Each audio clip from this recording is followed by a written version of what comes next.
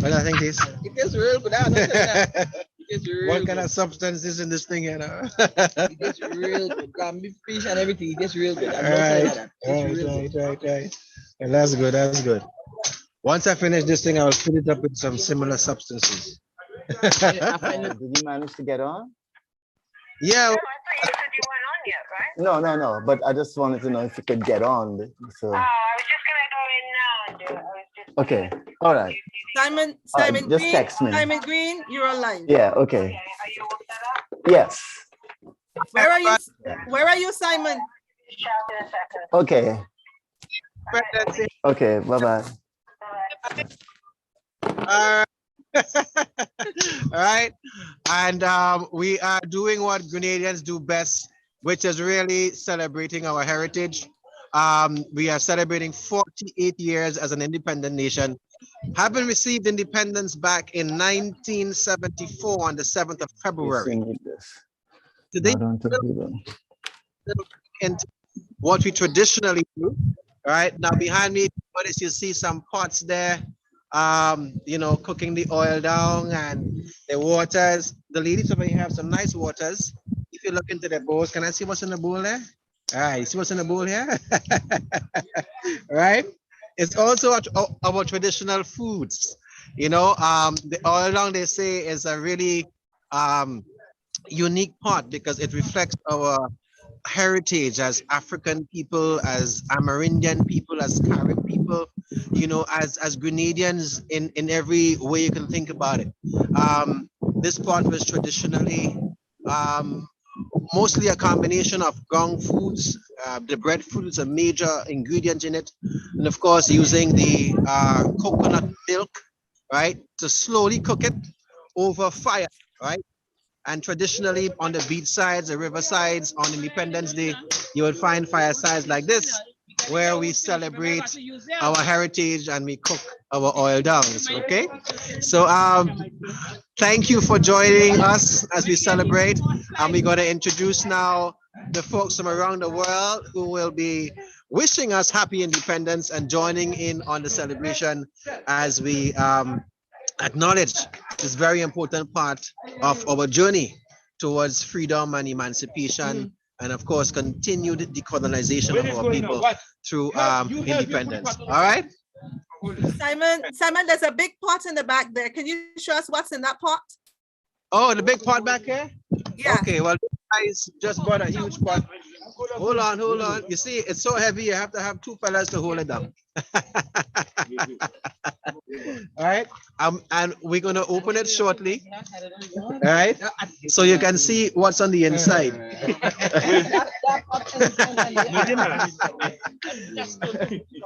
right, we're actually packing a pot now to actually finish off an oil long. We have a lot of dumplings and all of that. Okay, so we're gonna open up the pot now, so you get a little view as to what's inside. Oops. No, that hot already, boy. The metal they're hot. All right. So Simon, that's how Grenadians like to cook food. Everybody talking over the pot. It makes it sweeter. Precisely. To the pot. You heard To the that? pot. We're talking to the To pot. the pot, not over the pot, please. Oh, I see. So what's in the pot? And this is in keeping with the Grenadian independence celebration. That's right. You see what's in the pot over there? Right? I mean, we have a whole bunch of ingredients here. Boy, I say All right. raw.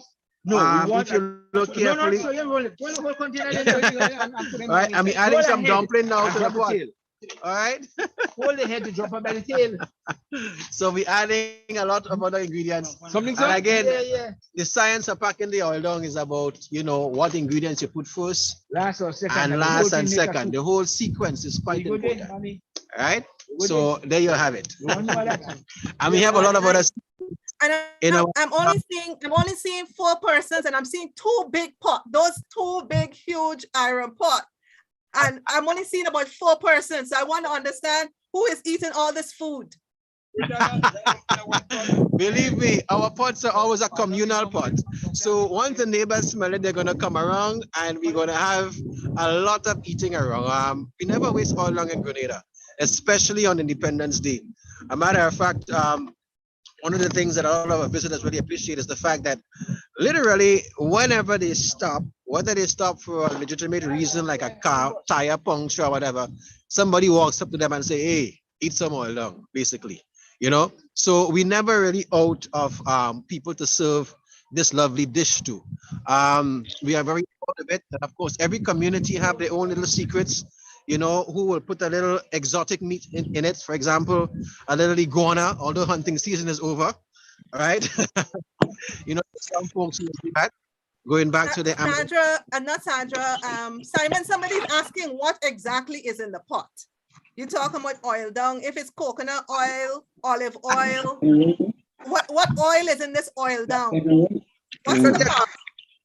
let me give you a little snap into some of the stuff that in, and you can see, for example, some of the residue almost spotted, right? The cocoa milk, basically, right? Inside of the spot, the coconut, let's say the dry coconut that has been strained off with some of the turmeric. Okay, now that's one of the secrets. Now, really, meat. Breadfruit will have Simon, there's a delay. There's a delay in what you're saying. So in the interest of keeping things on time, we want to come back in and check on the pot a little bit later. So is it okay for us to bring the greetings from around the world and then come back and you tell us what's in the pot? Sure, that can work. Thank you very much. Stay put. We'll hear Simon Green and his hikers in Gulf Coast Grenada celebrating independence with their oil down. That's right.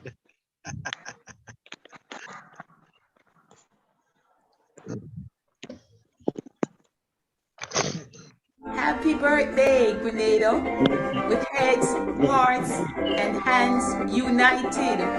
Forge forward to your destiny. Be ever conscious of God, and don't be ashamed of your heritage.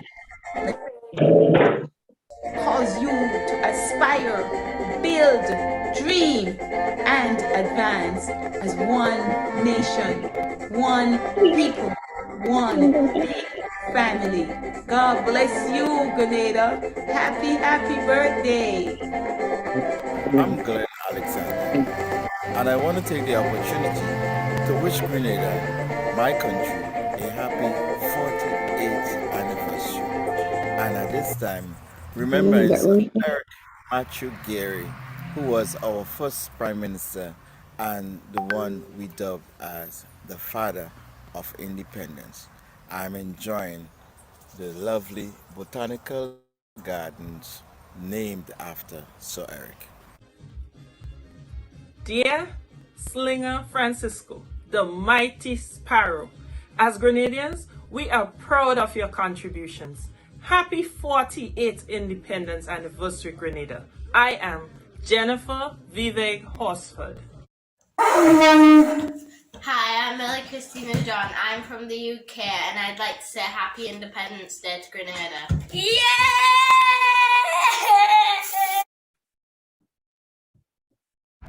Hello, good people of Grenada. This is your cousin from Ghana, West Africa, but I currently reside in Canada. My name is Edmund Opoku Ajuman. I met Jennifer Wiesberg Horsford in China 2008. She made a very good impression on me, and I have since followed her exploits as a wonderful community organizer all over the place. On her behalf and on behalf of all Ghanaians, I am delighted to wish the good people of Grenada happy 48th Independence Anniversary. Congratulations.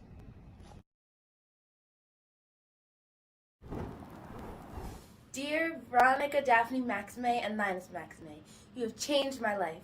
Happy 48th Independence, Grenada!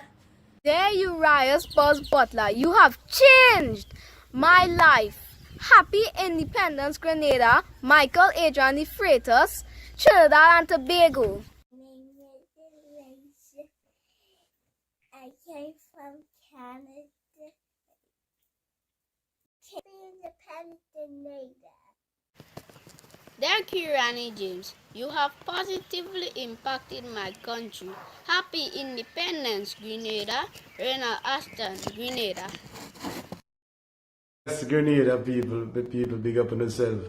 Happy Independence out of Dubai, still representing Jamaica. And I want to say happy Independence, 48 years you guys have achieved.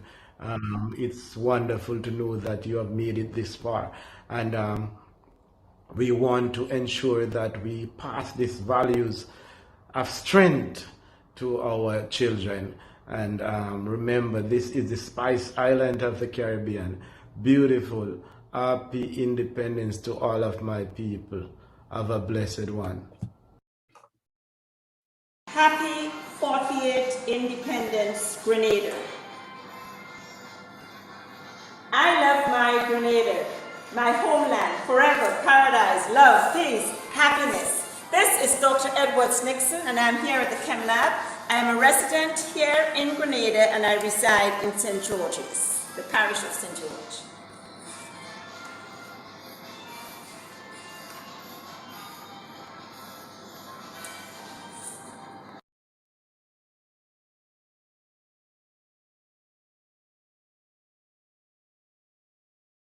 I am truly honored to salute and celebrate the people of Grenada on this, your 48th year of independence.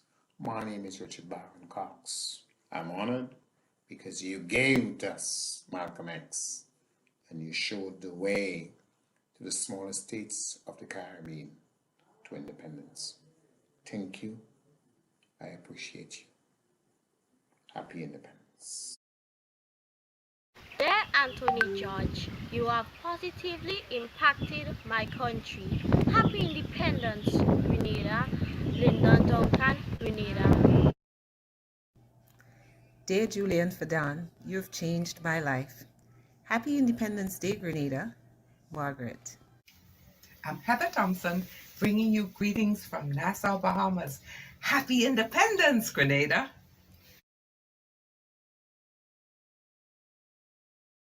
Whoa, yo, yo, yo, come, let we go, the Spice Island. Hi, Francis Urias Peters. Thank you so much for changing my life.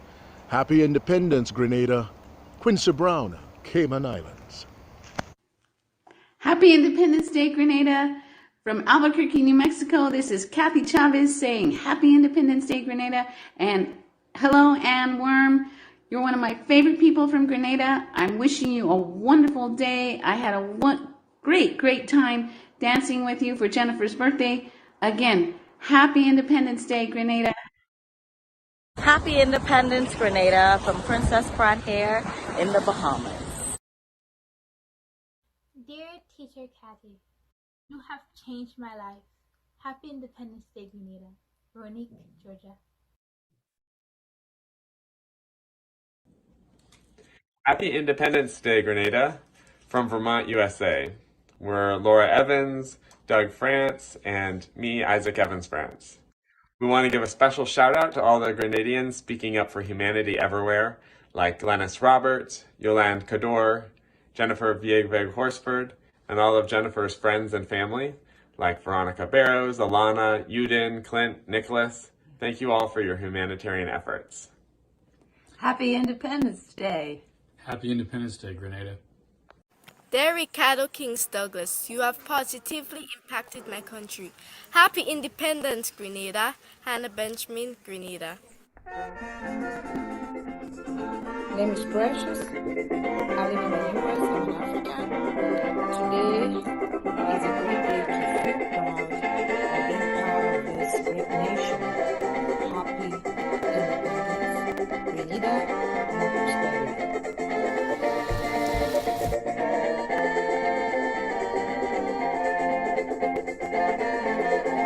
As I sit in the presence of the statue of Sir Eric Machugeri, I want to wish Grenada, my island, a happy 48th birthday.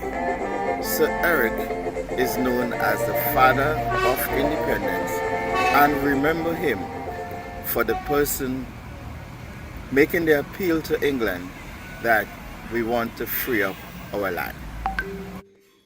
Dear Uriah Butler, you have changed my life. Happy Independence, Grenada. I am Curtis Moyes from Barbados. Thank you. Hello everyone, wishing Grenada a happy 48th independence.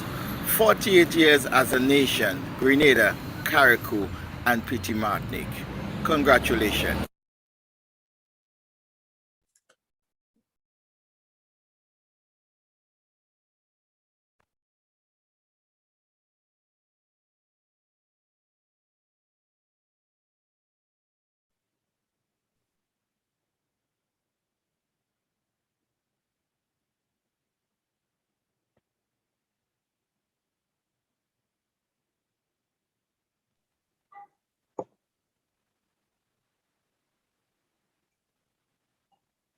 Good afternoon, everyone, and welcome to Caribbean Folklore Storytime 2022. We have a great program for you, concentrating on Anansi. But before we begin, we need to show our respect for our elders, as is our tradition. And so I invite Mrs. Lucas, Mrs. Alma Lucas, to give us a permission to begin. Thank you. Let the story begin. Permission granted. Thank you so much, Lady Alma. We really appreciate it. And it Thank is you. my honor to welcome our special host this afternoon, Miss Sandra Whiting. Sandra is originally from Jamaica, but she now resides in Canada. She is an excellent storyteller, speaker, and folklorist. We really appreciate this opportunity that she's given us to benefit from her, let's call it her enthusiasm and effervescence. We're really looking forward to it and to what Sandra said.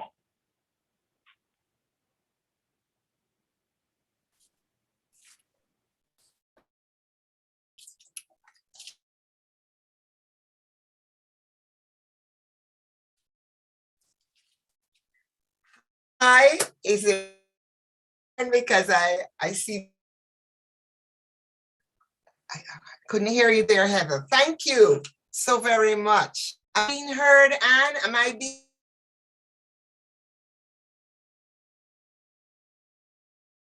Yes, you are. There's a little delay in your in your coming over, Oh, but okay. we're hearing you. We're hearing you.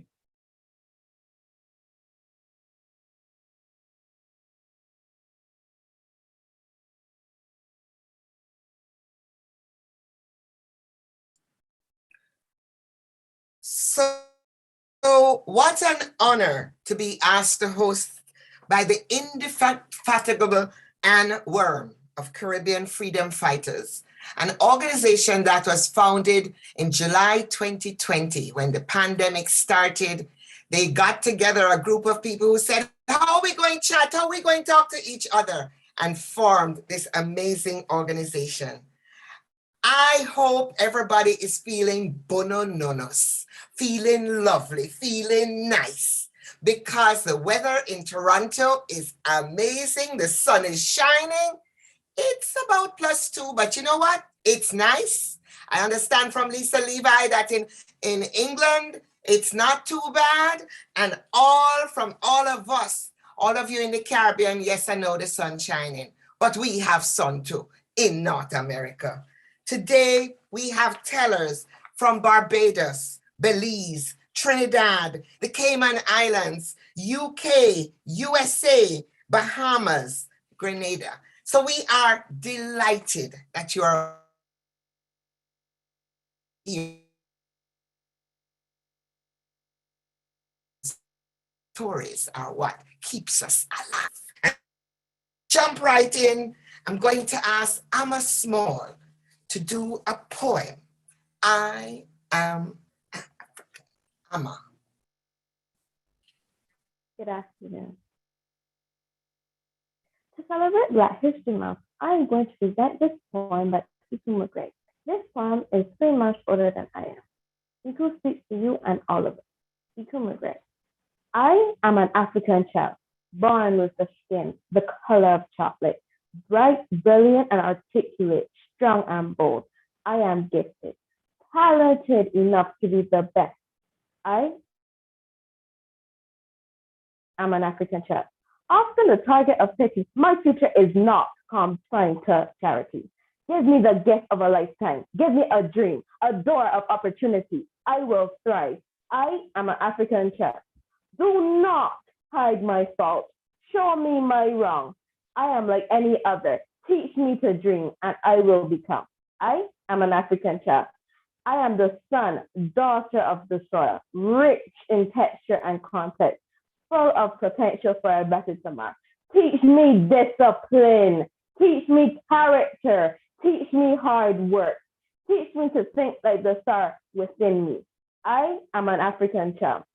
I can be extraordinary. Call me William Kamkwamba, the inventor. Give me a library with books. Give me a scrap yard and discarded electronics. Give me a broken bicycle. Plus the freedom to be me, and I will build you a windmill. I am an African child. We are the new generation, not afraid to be us. Uniquely gifted, Black and talented, shining like the stars we are.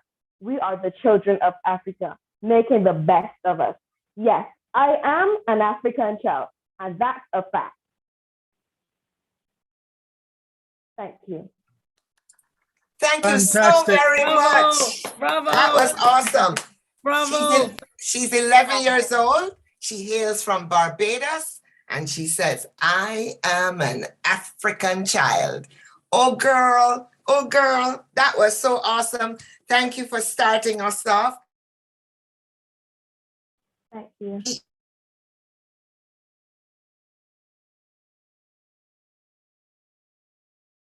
Watching Jelly YouTube. Now, me don't know what Jelly is, but I assume he does. He likes playing Minecraft. So my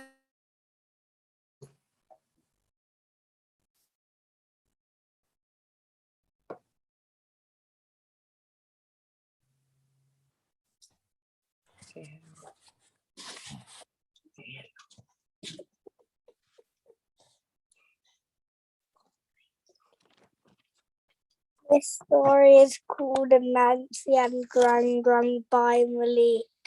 He looks like a poison spider with blood all over him. Anansi's belly was growling. He was so hungry that he could eat a monster. He was so hungry that he was going to explode. He smelt spaghetti. It smelt delicious. It smelt mouth-watering. The smell was coming from Grung Grung's kitchen. Anansi snuck over to Grung Grung's kitchen to get it, and he was lucky because he got the food. He snuck up and got the food off the barbecue, but Grung Grung saw him and chased him down the road. He had to hide for days.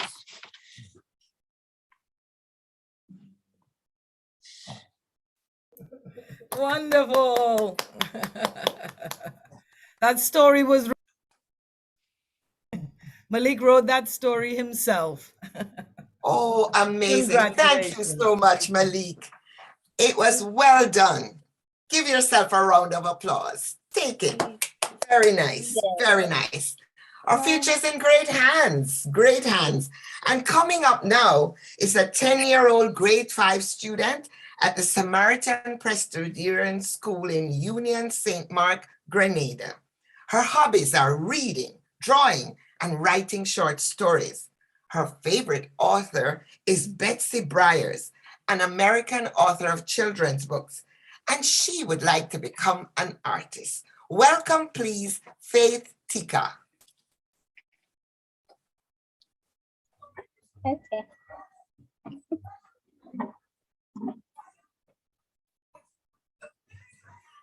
Good afternoon, everyone. Hungry Anansi. Deep in the calm forest lived Anansi the spider. He was large, with small green eyes, long legs, and a chunky body. One day, Anansi was starving.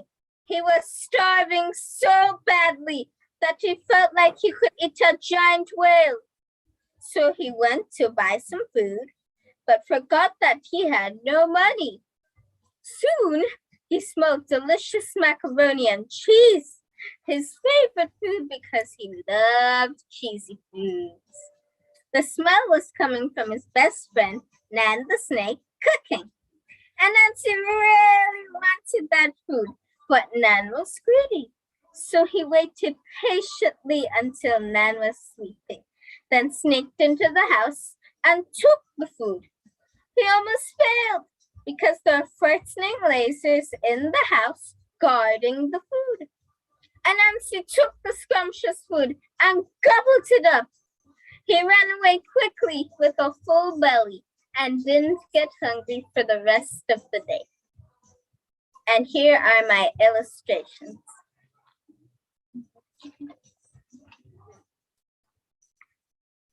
Here we have Anansi with his chunky belly.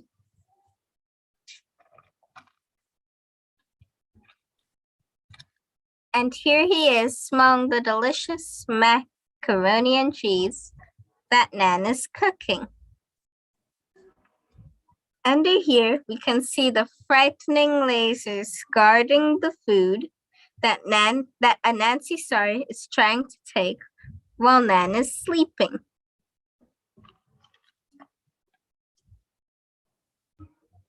Over here, we can see Anansi leaving the empty pot and running away. And our final illustration shows Nan waking up and Anansi still running away. To be continued. Thank you. Fabulous, Faith. That was fabulous. Faith also wrote her own story. Awesome. Thank you very, very much, my love. Faith, that was really good. And I love that you made an effort with your outfit today. Even your ribbons reflect Grenada. Thank you so much. And we look forward with Anansi. Thank you, and you're welcome. Thank you, darling. And now we welcome a man who is an ICT officer, a teacher, a poet, a blogger, a tech enthusiast, and now a storyteller. Hi, Anansi Jervis Dabrio. Thank you, Sandra. Now, a long time ago, long before Spider-Man and Wonder Woman, before Bugs Bunny, Daffy Duck, and even SpongeBob SquarePants, before the internet and smart devices and all of social media, back when the world was young in a country far from Grenada, on the African continent, there lived the greatest trickster ever known to man. Some say even Loki, the god of mischief, was not as clever as Anansi was. Anansi was cunning, he was determined, brilliant, ambitious, relentless. He was witty. He was a leader and a survivor. But Anansi had no stories. Back then, though known in the villages and towns close to where he lived, Anansi was not famous. He was not known world over. There were no stories in his name. As a matter of fact, there were no stories in the world. The sky god Nyame had them all, and Anansi did not like that. Anansi wanted the stories, and he was determined to get them. And so one day, Anansi went to Nyame and asked if he could buy them from him. Nyame did not want to give up his stories, even though Anansi insisted that he could afford to pay for them. Unconvinced, Nyame then told Anansi that many great kingdoms had tried to buy the stories from him, but they could not afford them. He then pondered how Anansi, completely insignificant in comparison, could succeed where they had failed. But Anansi was determined to get the story, and he promised he could afford them. And so he asked Nyame for a price. Nyame thought, you know what? He's going to fail anyway. So why not give him 3 impossible tasks? And so the price was given. Anansi had to capture 3 of the most dangerous creatures in the world, namely Onini, the python, the Momboro hornets, and Osibo, the leopard. Anansi was not too happy about the task, but he wanted those stories and was determined to bring the sky god those 3 things. And so Anansi set about putting his schemes into motion. Now, some say it was Aso, that is Anansi's wife, who gave him the plans to complete the 3 tasks. Of course, Anansi swears this is not true. He claims that he was clever enough on his own and did not need anybody help. There was even a rumor that went around for a little time claiming that Mosquito had overheard Aso telling Anansi what to do and how to complete the task. But the truth is, no one has seen Mosquito since. And if you were to ask Anansi about Mosquito, he always answers, me ain't no police. I don't know about his whereabouts. Anyway, back to Anansi and his task. Anansi knew Onini loved praises. That's the snake. Onini was always talking about how long he was and how strong he was. Pish posh. Anansi thought, we'll see how smart you are. So Anansi cut a long bamboo and set off to Onini's house close to the river. Now, while he was still a little way off, he started arguing with himself. I wonder if he's long enough. Maybe he's not. Maybe he's not as long as he thinks he is. Anyhow you put it, Onini heard the commotion and came out, wanting to know what was going on. So Anansi explained to him, well, there was a little discussion in the village, and some people are saying you're not as long as you claim to be. I want to know whether or not that is true or untrue. So I have brought a bamboo with me, and I want to measure you. Of course, the snake, being all puffed up and all proud of his length, said, yes, you can go ahead and measure me. So Anansi laid down the bamboo and told Onini to stretch out alongside it. Of course, Onini stretched out, and then Anansi was like, but wait, when I go to the top, it appears as though you're moving your tail, so I'm not sure you're actually as long. Here is an idea. If I tie the tail, then I know you're not moving it, and then I could check the head and make sure you're not moving it. Of course, Snake did not see the trick, so he went along with it. Anansi tied up Snake's head, then he tied up Snake's tail, and just like that, Snake was trapped. Anansi then lost no time in carrying Onini off to Nyame, the sky god, mocking the python along the way as he informed Onini of his bargain with the sky god. Triumphant, Anansi soon arrived and presented the sky god with his first accomplishment. The sky god was not too happy, but there were two other tasks. And so he bade Anansi farewell. And off Anansi went to see if he could capture the Momboro hornets. This time, he took a bowlie and he cut a hole in it. He then filled it with water and off he went to see the hornets. As he got close to where the hornets were, he cut a leaf from a banana tree. His plan needed that. Soon Anansi noticed a swarm of hornets loitering close to a nest. He crept close to them. Anansi then sprinkled some of the water on the Momboro hornets, careful to save some for himself. He then drenched himself with the remaining water. Quickly, he took the banana leaf, covered his head with it. Soon the hornets flew out in a fit, but Anansi showed them the banana leaf still wet and explained that it had been raining. Clever Anansi then warned the hornets that the rain was dangerous, suggesting that they could enter his bowlie and live or stay outside and die. The hornets agreed and thanked Anansi for helping them. Unaware of his scheme, they all flew inside. Once all of them had entered, Anansi quickly covered the hole he had made in the bowlie, trapping the hornets inside. And off he went to see the sky god. Now, there was just one task left. He had to capture Osibo, the leopard. Now, the leopard had sworn sometime back that the next time he saw Anansi, he was going to destroy him. Because Anansi played a trick on the leopard sometime back and he was not too happy about it. Anyway, Anansi went to the place where Osibo normally could be found. He dug a deep pit in the ground and he covered it, making it just as if nothing wasn't done. Careful so everything looked normal. The trap was set. Osibo came home in the dark, not suspecting anything, walked right into the trap, fell in the pit, and there he was. Of course, Anansi had gone home for the night.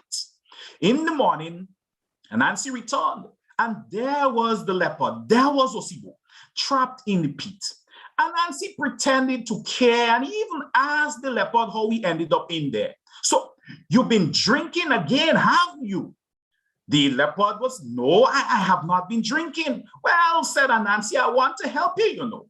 I want to help you get out, but afraid you will eat me when you get free. Anansi was in his element.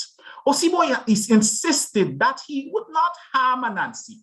So the spider agreed to help him, but remember, it was a trick. Anansi went a little way off and he cut two long sticks with his knife for the leopard to climb out of the hole with. But as Osibo got within arm's reach, climbing out of the hole, Anansi took a rock and hit the leopard on his head, knocking him unconscious. Anansi quickly got to work tying up the leopard, which he then took to the sky god. Nyame was completely impressed with Anansi. He quickly assembled a meeting with all his elders and he told them about the task Anansi had accomplished, task that no one else was able to accomplish, not even the greatest other kingdoms on earth. And that is how, from that day to this day, we have Anansi stories, because Anansi was able to complete the three tasks set out for him by the sky god. Now, for the IT application, there are three tasks and there are three tips, boys and girls, ladies and gentlemen, in terms of how you can be safe online.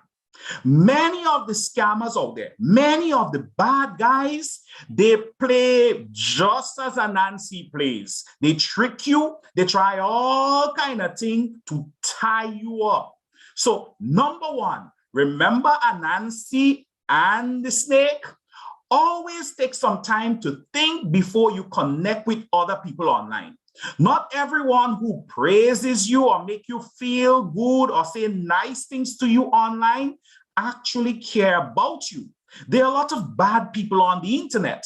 There is such a thing as online grooming, child sexual abuse, even identity theft. And in some cases, the bad guys out there, they do allow, they trick the children into doing things that will allow them to maybe even defraud their parents and to get money from them. So boys and girls, be very, very careful who you friend, who you allow in your circle, because a lot of them, they are tricksters just wanting to trap you, just as Anansi was able to trap the snake.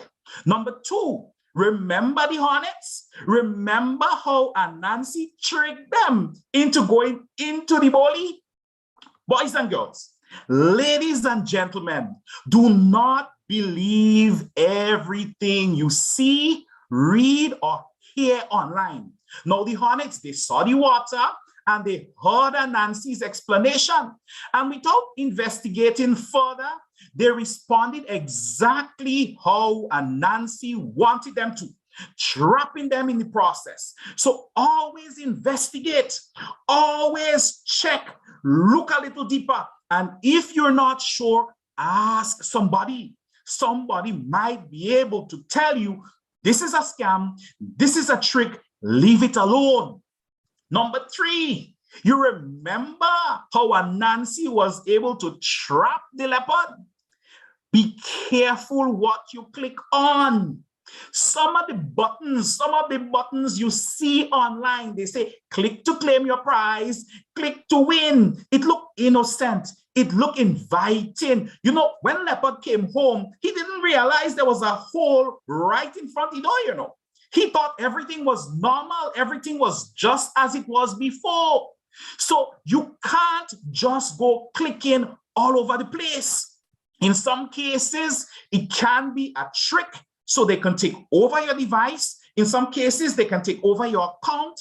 And in other cases, they might even take all your files and lock them up. And then they tell you you have to pay to get it back. So boys and girls, ladies and gentlemen, I want you, the next time you go online, remember Anansi. Remember the bad guys out there, they behave just like Anansi. And be careful who you connect with. Always check the story, verify it. And number three, don't just go clicking. And that is how the story ends this evening. I want everybody to be safe online. Remember Anansi. Thank you, Mr. Gabriel. That's good advice, especially in today's technical world. Who knew? Anansi.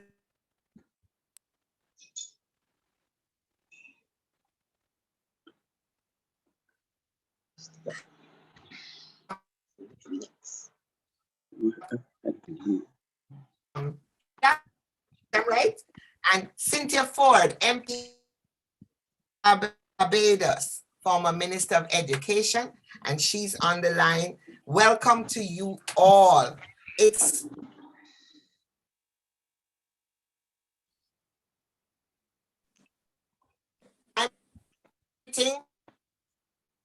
keeping track. So I am delighted to hear all these stories.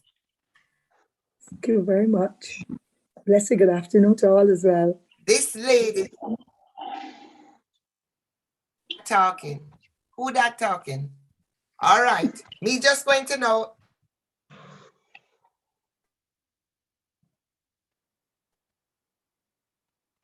Welcome, welcome.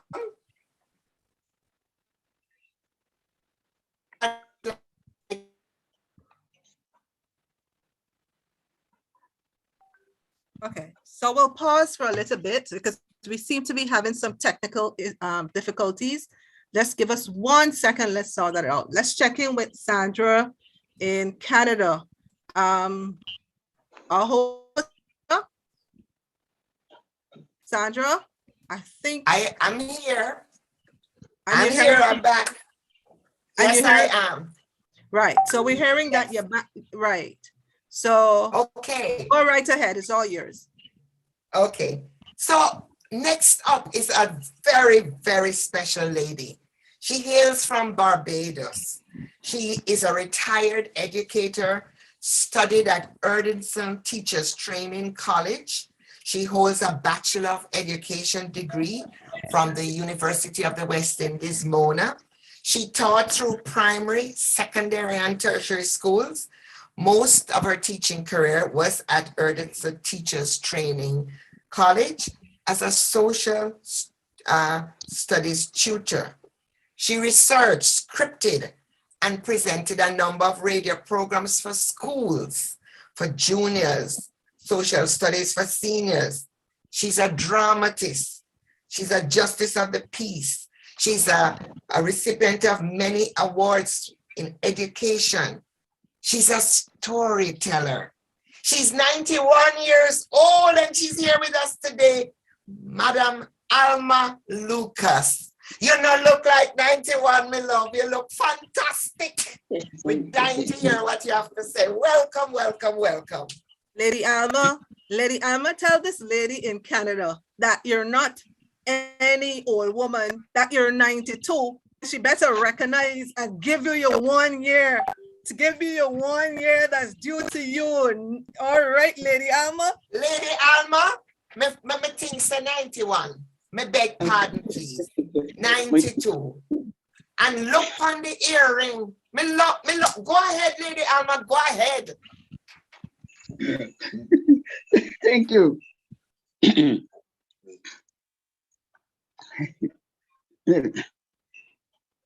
This story tells about a different kind of trickster. You see, through the Caribbean, we know about the steel donkey. And we're told that the steel donkey is a spirit that dwells in a silk cotton tree. So you'll find the steel donkey anywhere. Through Barbados, we have this itinerary sales people. They're not necessarily Barbadians. Some come from far away, as far as India. So it seems as though they get in touch with the steel donkey. And that helped them with their work. But here comes one story that I heard about. And there was an old lady who lived at Free Hill, St. Andrew. That's in St. Philip. Her granddaughter took goods and credit from one of these itinerary salesmen. We call them the coolie men. She was taking too long to settle the debt. He would come week after week and she would leave a message she's not at home. And he found out that she was trying to trick him. In the meantime, the house was being showered with stones, which flew through the clear sky, fast and furious. Bop, bop, bop, bop, bop. All this time, the crowds building. Every night, all these people coming out, running up to see what's happening. They could not find where the stones were coming from. Neither could they find any drop around the house so that they could pick them up. No one knew that the salesman had employed the service of the steel donkey. Suddenly, a voice from the crowd was heard. "But when I don't pay the coolie man," suddenly saw the debt was paid. Stone throwing done. Steel donkey gone. This is a case of one smart guy and two smart door. Well, in going around again, I came across a similar incident. This took place at a place called St. Mark's, still in Barbados. The occupant of this house decorated the entire place with coolie man curtains, just the coolie man curtains. But Again, this one, like she forgot to pay the quarterman. After some time, a big fire started out at this house. The neighbors run all about, run to put out this fire. Everybody run, put out this fire. Everybody helping to put out the fire. What a surprise! What they found? Only the curtains were burned, nothing else. The steel donkey has struck again. Well, I often hear the old people say, never try to trick a trickster. You better believe it. Here ends the story.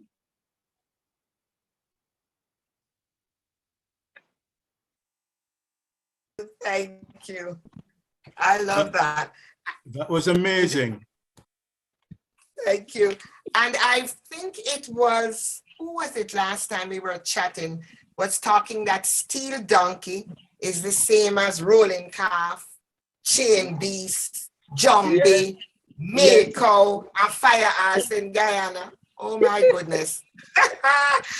Anybody else want to give a little bit more information about that? I can't remember who was telling. Was that Quincy? Was that you that was sharing that?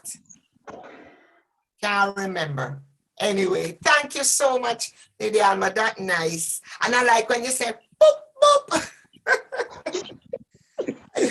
I feel it. Boop, boop. That was awesome. So y'all can do some research into steel donkey, rolling calf, chain beast, jumbie, milk cow, and fire ass.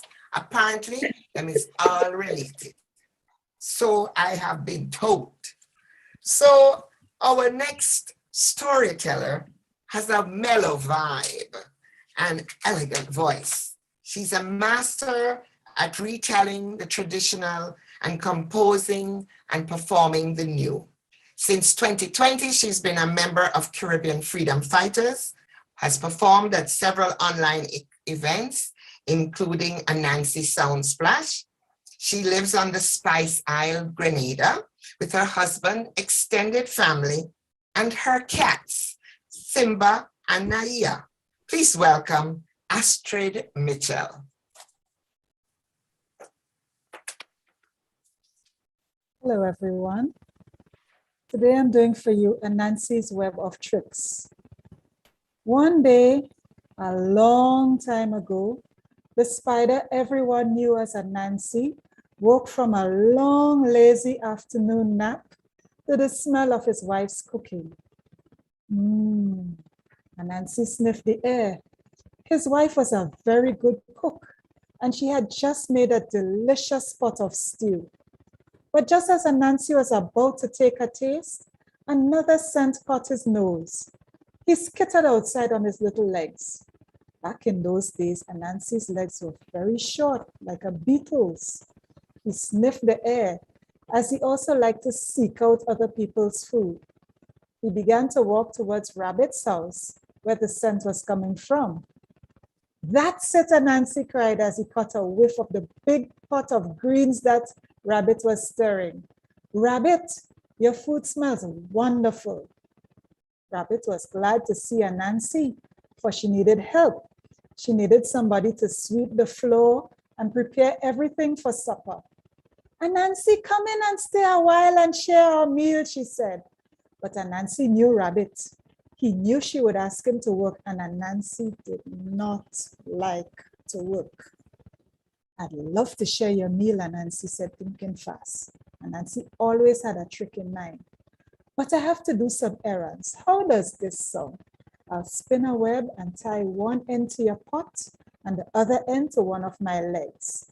And when it's time to eat, you can just tug on the web and I'll come running. Rabbit thought about this for a minute and she decided that would be just fine. When the pot was ready, she would tug the web. When Anansi came, he would help prepare the meal. Very well, she said. So Anansi spun a web, tied one end to the pot and another to one leg, and off he ran as fast as his little legs would carry him. You see, Anansi had smelled something else. Beans. It was beans he smelled, and Anansi had adored beans. So he followed the smell. Before long, he came to Monkey's house, and sure enough, Monkey was cooking a great big pot of beans. What a wonderful smell, Anansi crooned to Monkey. Monkey, who was very proud, nodded and said, "They smell good, don't they, Anansi? Why don't you come in and we'll all share a meal?" While Anansi craved those beans, he was worried that Monkey would want him to dance or sing or watch all the little monkeys before the meal. Anansi did not like to monkey sit. "I'd love to, but I have so many errands to run," Anansi said. "How does this sound? I'll spin a web and tie one end to your pot and one end to my leg. And when it's time to eat, you just tug and I'll come running." So he spun a web and ran along, and soon he smelled sweet potatoes. "Oh my, oh my, oh my, oh my," Anansi squeaked as he sniffed that marvelous scent. Before long, he came to Leopard's house, where Leopard's wife was stirring a big pot of sweet potatoes and honey. "Yum, yum," Anansi said. "Those sweet potatoes smell awfully good." "You ought to join us for a meal," Mrs. Leopard suggested. "We have plenty." But Anansi was shrewd and he paused for thought. Leopard was forever trying to teach Anansi a lesson. Surely he would ask him to work. And so once again, Anansi suggested the web, and Mrs. Leopard thought that sounded fine. Anansi spun a web and tied one end to the pot of sweet potatoes and the other end to one of his legs. But as he was leaving, he remembered that Leopard was a tricky fellow. He might not pull the string. So Anansi tied another part of the web to the sweet potato pot, and then another, and off he scurried to play the same game on several other animals while they prepared their evening meals. Then Anansi ran down to the river to sunbathe for a while. And as he was resting, "After all," he said, "spinning a web is not an easy thing. I need my rest." So he suddenly felt a tug on one leg. Terrific! Anansi sat up and his mouth began to water. "I wonder whose pot is ready?" But just as he was about to run, he felt another tug upon another leg. And soon after, he felt another and another. And before he knew what was happening, he was being pulled in 4 directions at once. "Oh my," Anansi said. This was uncomfortable, you see. And then he felt a 5th tug, and a 6th, and a 7th, and 8th. And Anansi was being pulled this way and that way and this. The tugs became harder, and Anansi's legs grew longer and thinner, longer and thinner. "Oh me, oh my," Anansi said, "this will not do." And so he dived into the river and splashed around until all those webs had washed away and he was free. But ever since that day, Anansi's legs became very long and very thin. And ever since that day, Anansi became much more careful about the tricks he played on his friends. Story and why then? And why Ben? I love it. Thank you so much. Thank you so much. I like when you say he did not like to monkey sit. Never heard that phrase before. That was awesome. Thank you so much. I want to now check in again with Simon and that pot, because he keep talking about how the pot nice and the food nice, but I still don't know what's in the pot. I saw some spinners, but I don't know. So can we go to Mr. Simon, Anne? I'm trying, but all he doing is sending me pictures on pictures in WhatsApp, and he's supposed to be on. He has his camera off because persons are asking how's the oil down going. Right. Especially this oil down, that all I hear is oil down and dumpling, and I see things and I don't know what it is. We need to see the pot, says Faith. Yes, Faith, I agree with you. We need to see the pot. So I will wait for Miss Anne to sort that out, and we will move on with our show and these amazing performers. There have been a couple comments in the chat on Facebook, and we recognize that times have changed and words have changed, and please note, no offense is ever meant. They're in the stories and they were in context. So I do really want to point that out to people, that the context has changed. Remember, we used to say all kind of words and now we don't do it. Here he is, Simon. What is happening with this pot? So this is the First of all, Simon, what is in the pot? Fish oil down. That's a cornfish oil down. All right. What that mean? I see some green things. What is that? So check out all the different ingredients inside. All right. Okay. Here now, healthy. What is that ingredient, sir? Wait, hold a minute. Let me just get an area that's a bit less noisy. Tell me again. What was the question? What? You keep saying how it's nice, how it's healthy, how it's oil down. But what is in it? We see things what we don't know. Well, we do have some secrets, but beyond the secrets, there's some basic ingredients that all oil downs have. First, you must have turmeric. In the local language, we normally refer to turmeric as saffron. You must also have, you know, and you must have callaloo. Yes, callaloo. Excuse me. Right now, the breadfruit, which is like a staple in our diet here, is one of the main ingredients also in it. And of course, you must use coconut milk, and not the one in the can, you know. We actually grate the coconut and we squeeze out the milk in it. That's the dry coconut.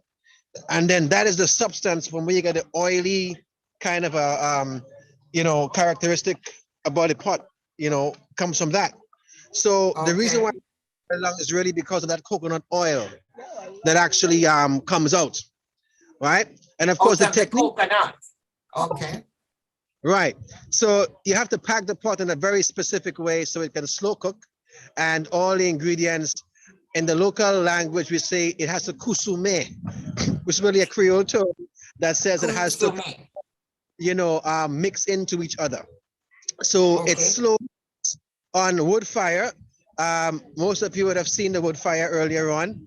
Let me just give you a little example as to how the traditional wood fire looks like out here. You see this, right? So, right. So the pot is being cooked on wood fire. So throughout Grenada on a day like Independence, whether you're beach or by the riverside, you would see pots like that. Folks are really taking that to cook this traditional meal that our ancestors. Simon, any meat in it?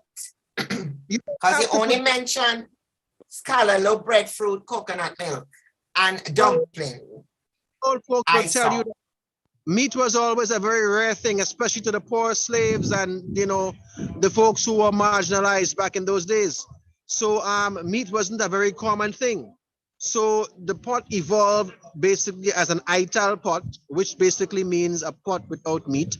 But as we got a little more affluent and more liberated and could have afforded meat and other things, we began to put things like pig snout and pig tail and, you know, salt fish, etc. Salt fish.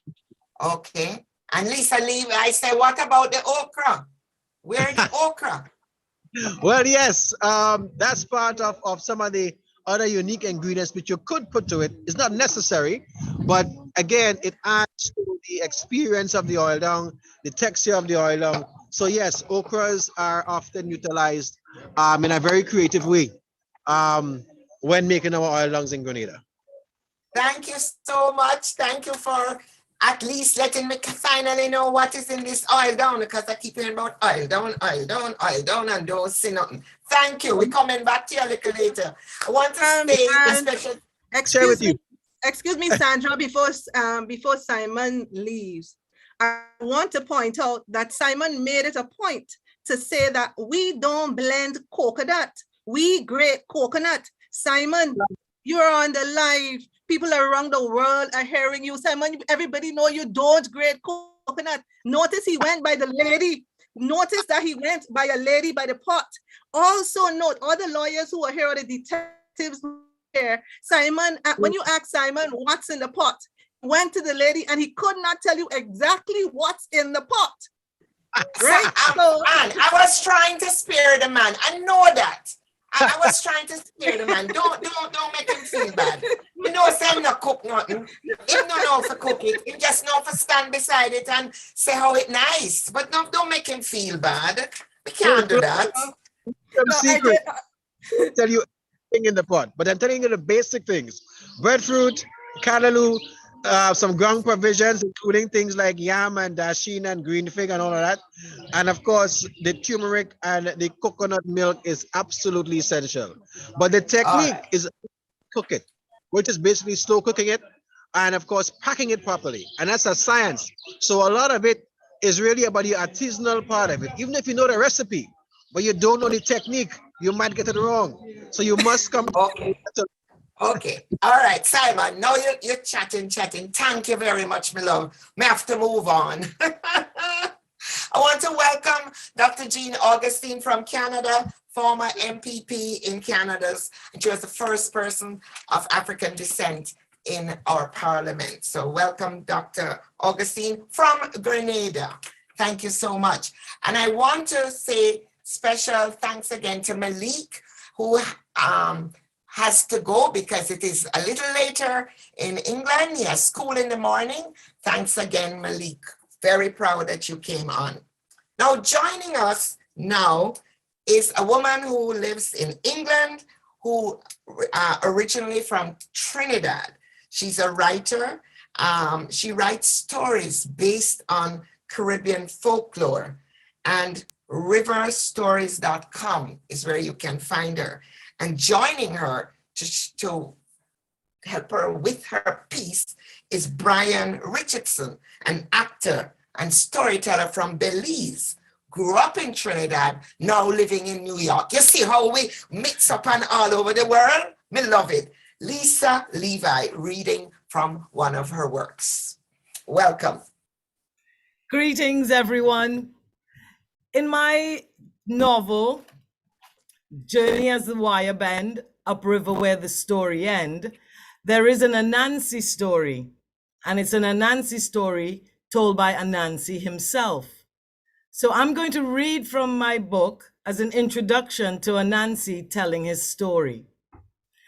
Where we reach in the story, the three children, our heroes, Bigger, Annabelle, and Percy, have found their way into Anansi's spider's web, Anansi's home, a big canopy of spider webs stretched out across the tops of trees. So they've gone into Anansi's home, and immediately Anansi's eyes flashed to Annabelle.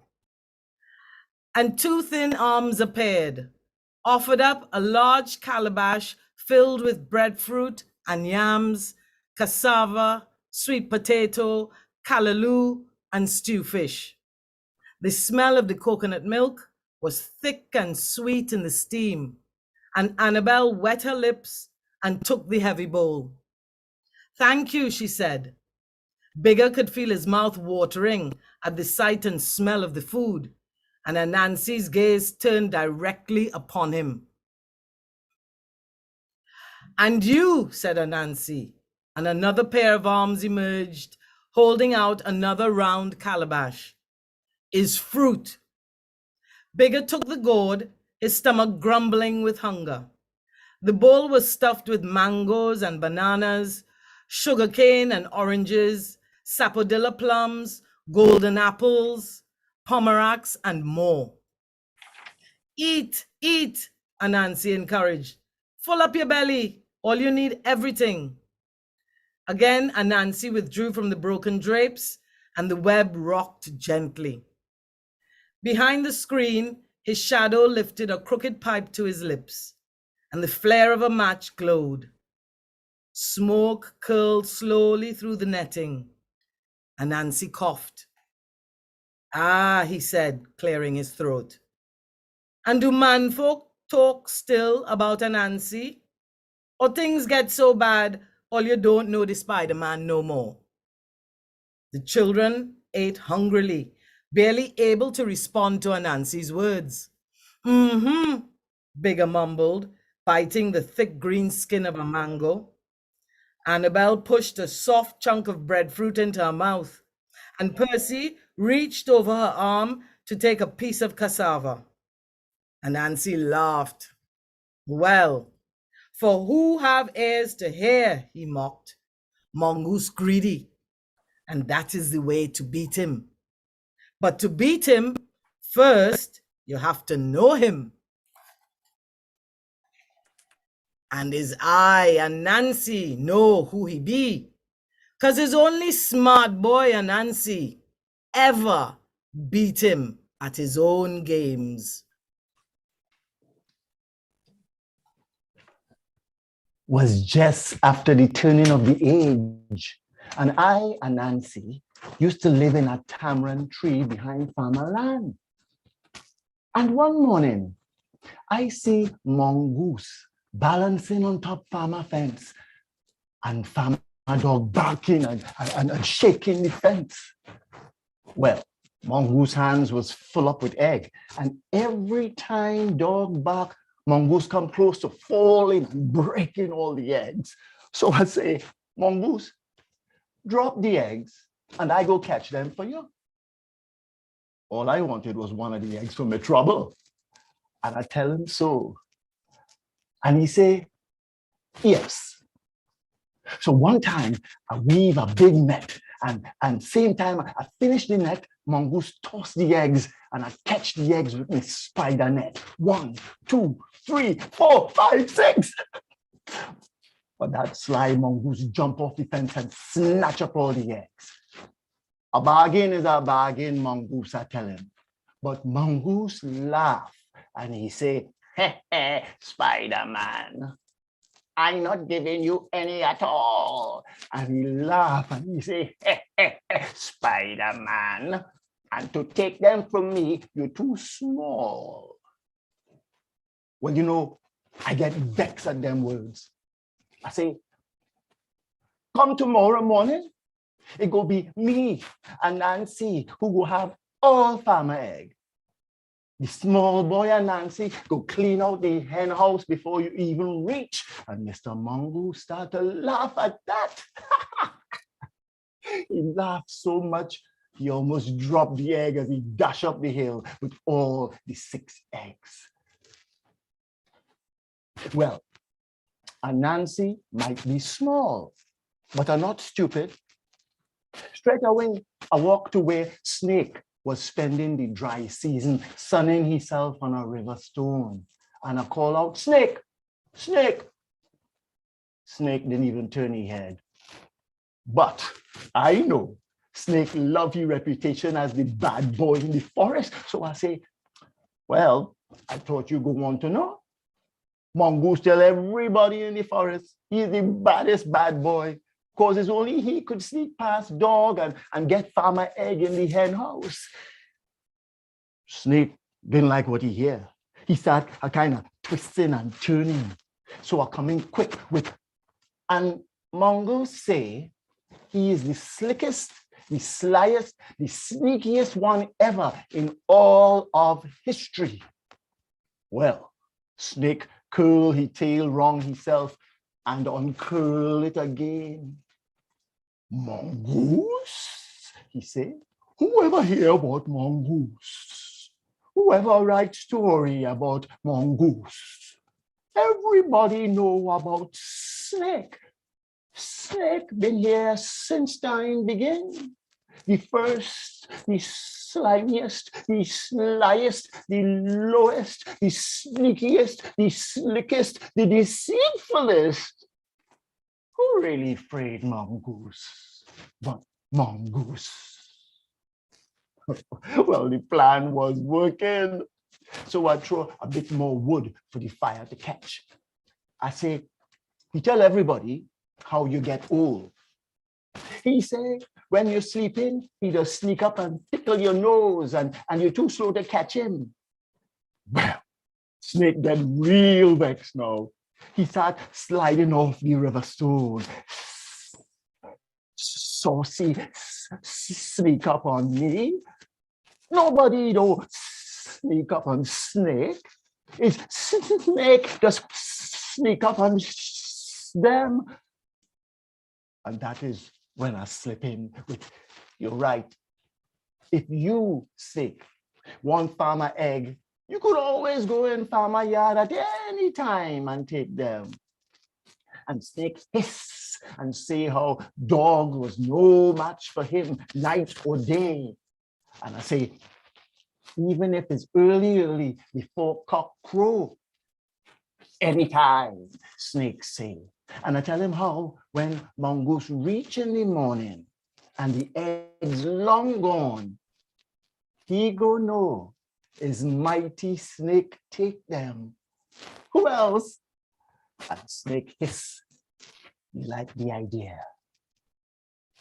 So early next morning, before cock could crow, I pull up my deck chair and sit under the tamarind tree. Sure enough, just as the sun started to push the night out the sky, Snake come sliding by. He slide on the farmer fence, past sleeping dog, and into the hen house. One chicken cluck, and Snake was back up the hen house, past dog, under the wire fence with a coil full of eggs. And Snake let the eggs roll into the grass. 1, 2, 3, 4, 5, 6.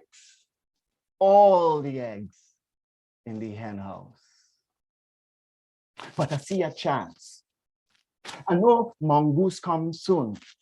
So I cast a next net. I say to Snake, mongoose will soon be here. But imagine if, while he wasting time looking to get farmer egg, you up the hill in mongoose den, clearing out all the eggs he hiding. Who is the baddest then? Snake hiss. He loved the idea. He leave the 6 eggs under the tamarind tree and hurry up the hill to mongoose house.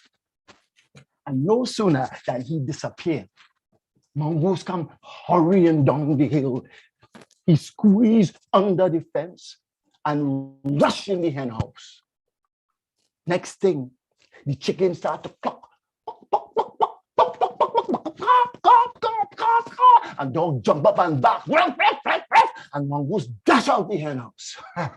He get away by the tip of the tail. And where he run? Straight to Anansi under the tamarind tree with the 6 eggs. Well, mongoose call me all kind of name when he see the eggs. You 8-leg boy Anansi. You 10-foot big belly boy Anansi. And I laugh. You want to borrow an egg? I ask him. Mongoose see the eggs, but he can't accept it. No, he say, no. And he starts sniffing, sniff, sniff, sniff. And he catch Snake trail. And like he realized where Snake trail leading, he turned tail one time and hurried back up the hill to his den. Well, I hide the eggs behind the tamarind tree and I pull out a big crocus bag and sling it over my shoulder. Then I follow mongoose up the hill. And as I go, I start to hum a little song to myself. Eggs for breakfast today, papaya, papaya. Eggs for dinner tonight, papaya, papaya. I eat an eggs tomorrow, papaya, papaya. Poach, boil, fry, and scramble, papaya, papaya. Now, mongoose house right by a waterfall. And the noise from the waterfall so loud, you can't hear nothing but the noise from the waterfall. So when I reached mongoose house, I couldn't hear nothing. But I could see Snake sliding around the side of mongoose house, and same time, mongoose see him too. But Snake stopped, and mongoose stopped. So I stopped too. Mongoose moving slow towards Snake and snake slide sideways. Then Babsy, mongoose jump and grab snake tail. And as mongoose bite snake tail, snake whip round and sink two sharp fangs into mongoose nose. And the two start to wrestle backward and forward, round and round, rolling over and over.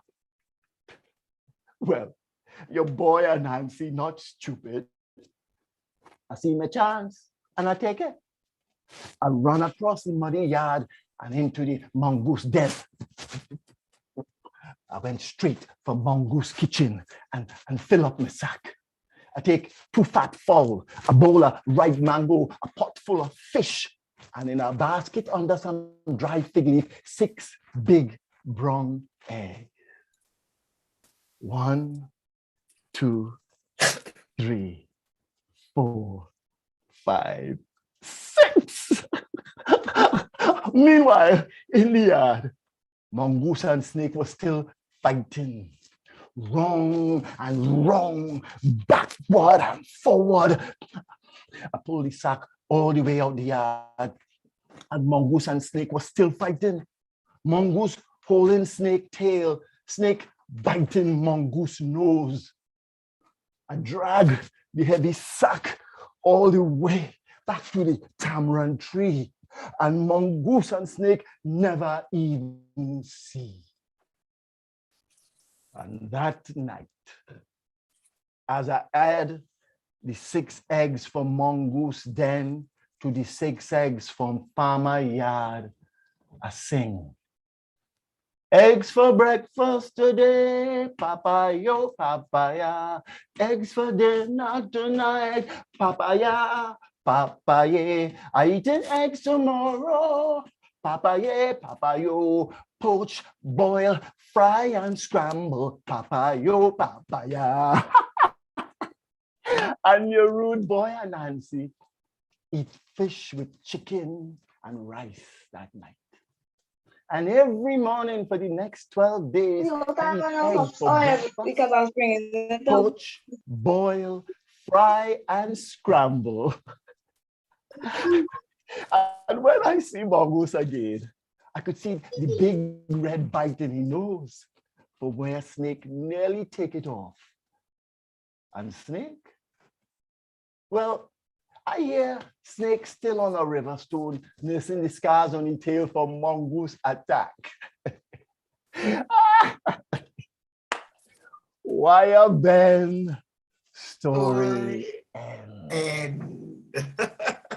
Thank you so much, Brian Richardson and Lisa, for that amazing story. So snake is no longer the bad boy of the forest. Wow. Poached, boiled, fried, and scrambled. Anansi and got him eggs. Oh, very nice. Mongoose. Very nice. Thank you. So Thank you, Lisa. amazing that performance. How long did it take you to prepare? Well, I had about a week. So we had to try to get it all together in that time. Amazing. Thank you again. Thank you so much. You It was did my it pleasure. justice, Bri. Thank you. Thank you, Lisa. Excellent. And now I want to invite Quincy Brown, who is from the Cayman Islands, who's going to just bring us a short piece. I know, Quincy, I know you have something long, but we're asking you to, make it a little shorter. He is inspired by Jamaica's Louise Bennett Coverley and storyteller Paul Queens Douglas from Trinidad and Grenada. And he's known as a cultural tourism ambassador, Quincy Brown. Come gather round, children, we're telling stories this evening.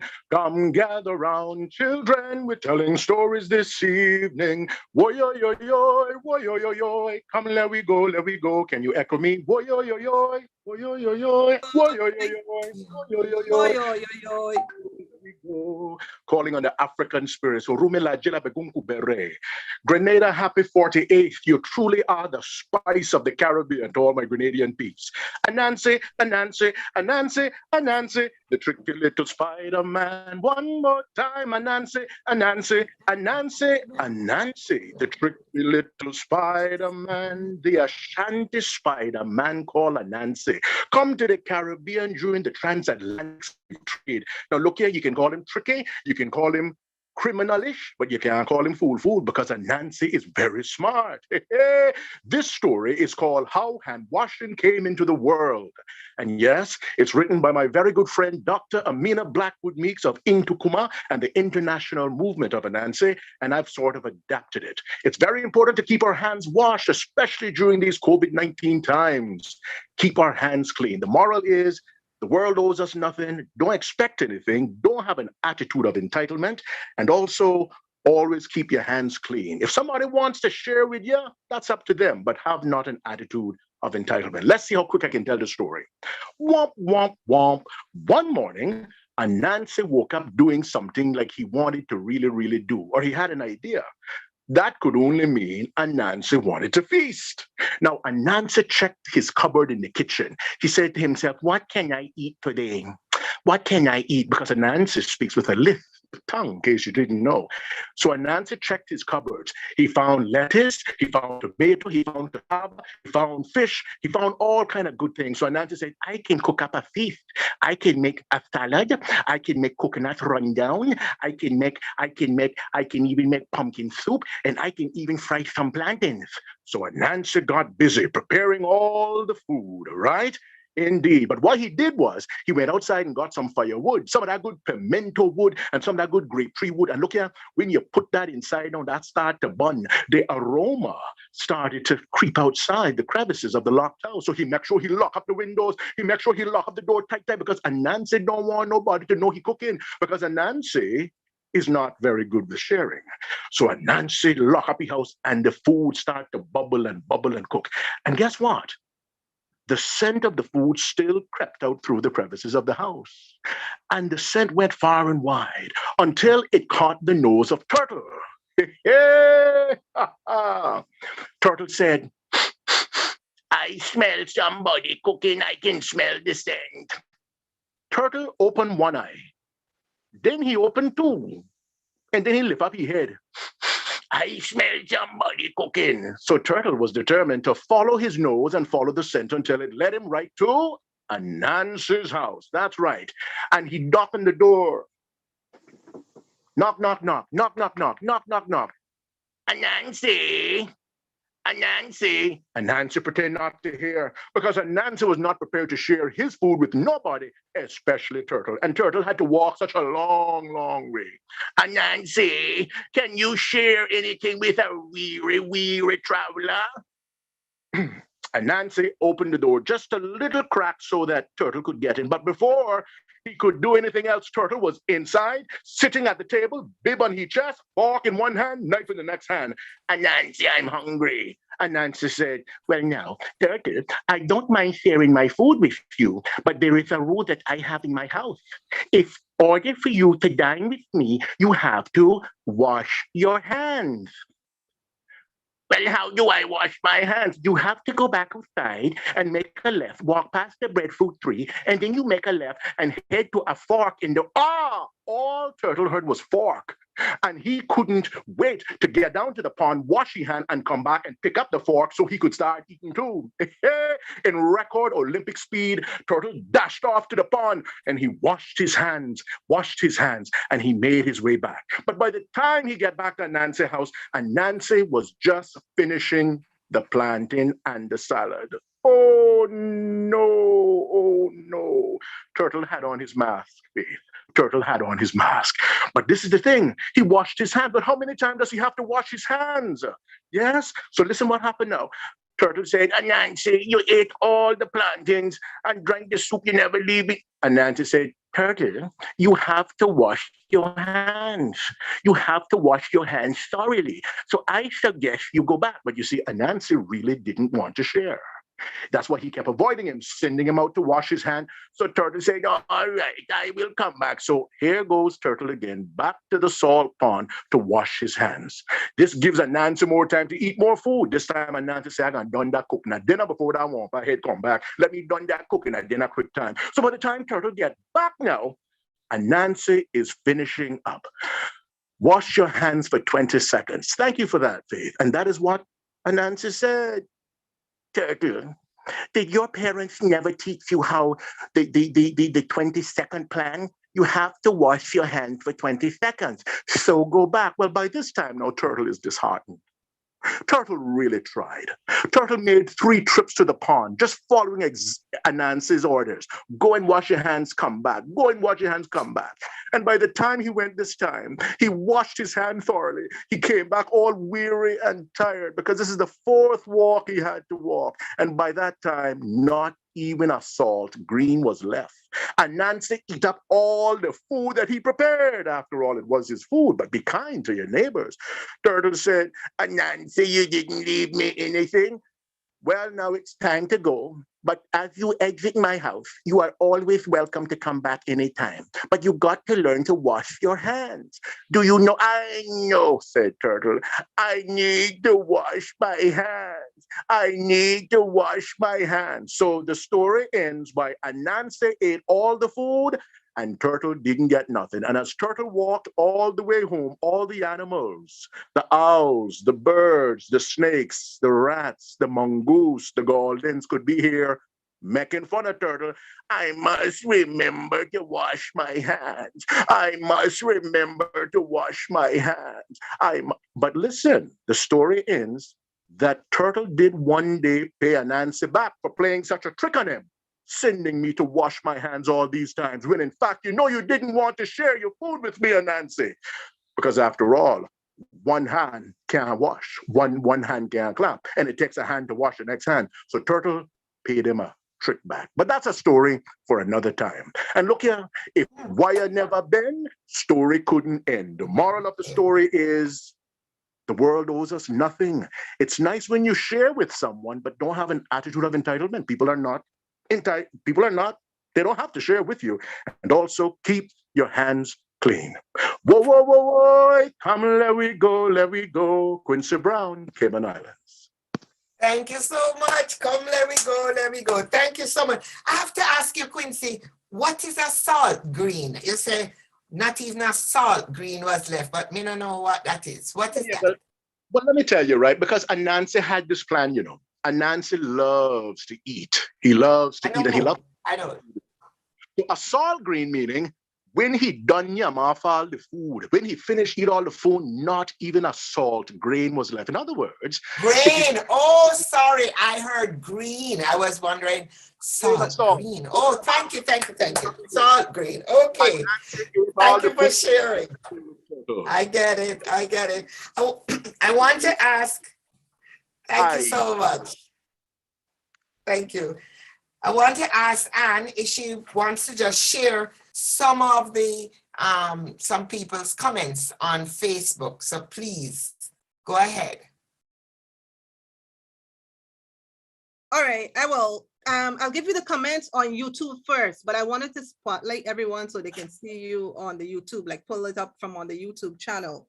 While I do that, I want to acknowledge Dr. Richards. People are asking for the Obia biochemist is here. We have a number of doctors here. We have Dr. Nixon, Edward Nixon. Of course, we have Miss Cynthia Ford from Barbados, All for Culture. She's here joining us. We welcome you. We also have Dr. Nancy Jacob. She's over in the YouTube. And I see a good friend from I heard a number of persons saying that she's from Canada. But let it be known, Grenadians are accustomed showing up. So recognize that Miss Jean Augustine is Grenadian first, second, third, fourth, and then somewhere along the line, the Canadian will come in. All right, so Canadian, we holding on to what is ours. So we also want to say happy birthday and shout out to one of our #1 supporters. That's Miss Jillian Brathwaite Maxime out of Washington, D.C. She's actually celebrating her birthday today. Jillian, we love you, and we know no other person other than you deserve to be happy today. Aziko Simba, she says, wonderful storytelling, Brian. A great story, Lisa. And Candice Franklin, I was laughing too hard. Nancy Jacob, that's Dr. Nancy Jacob. Brian Richardson, you were amazing. Oh my goodness, Candice is just having a good time. All right, and Trini62, Jean Augustine, you're sure right. Oil and cost at King's Ransom to make in New York too. Jean Augustine, what a visual. And Amma Harris, exemplary performance, Mr. Storyteller. And we also have the lovely, one of our folklore storytellers, excellent performance, Brian, from Steve Russell and Caribbean Freedom Fighters and Nancy Forever.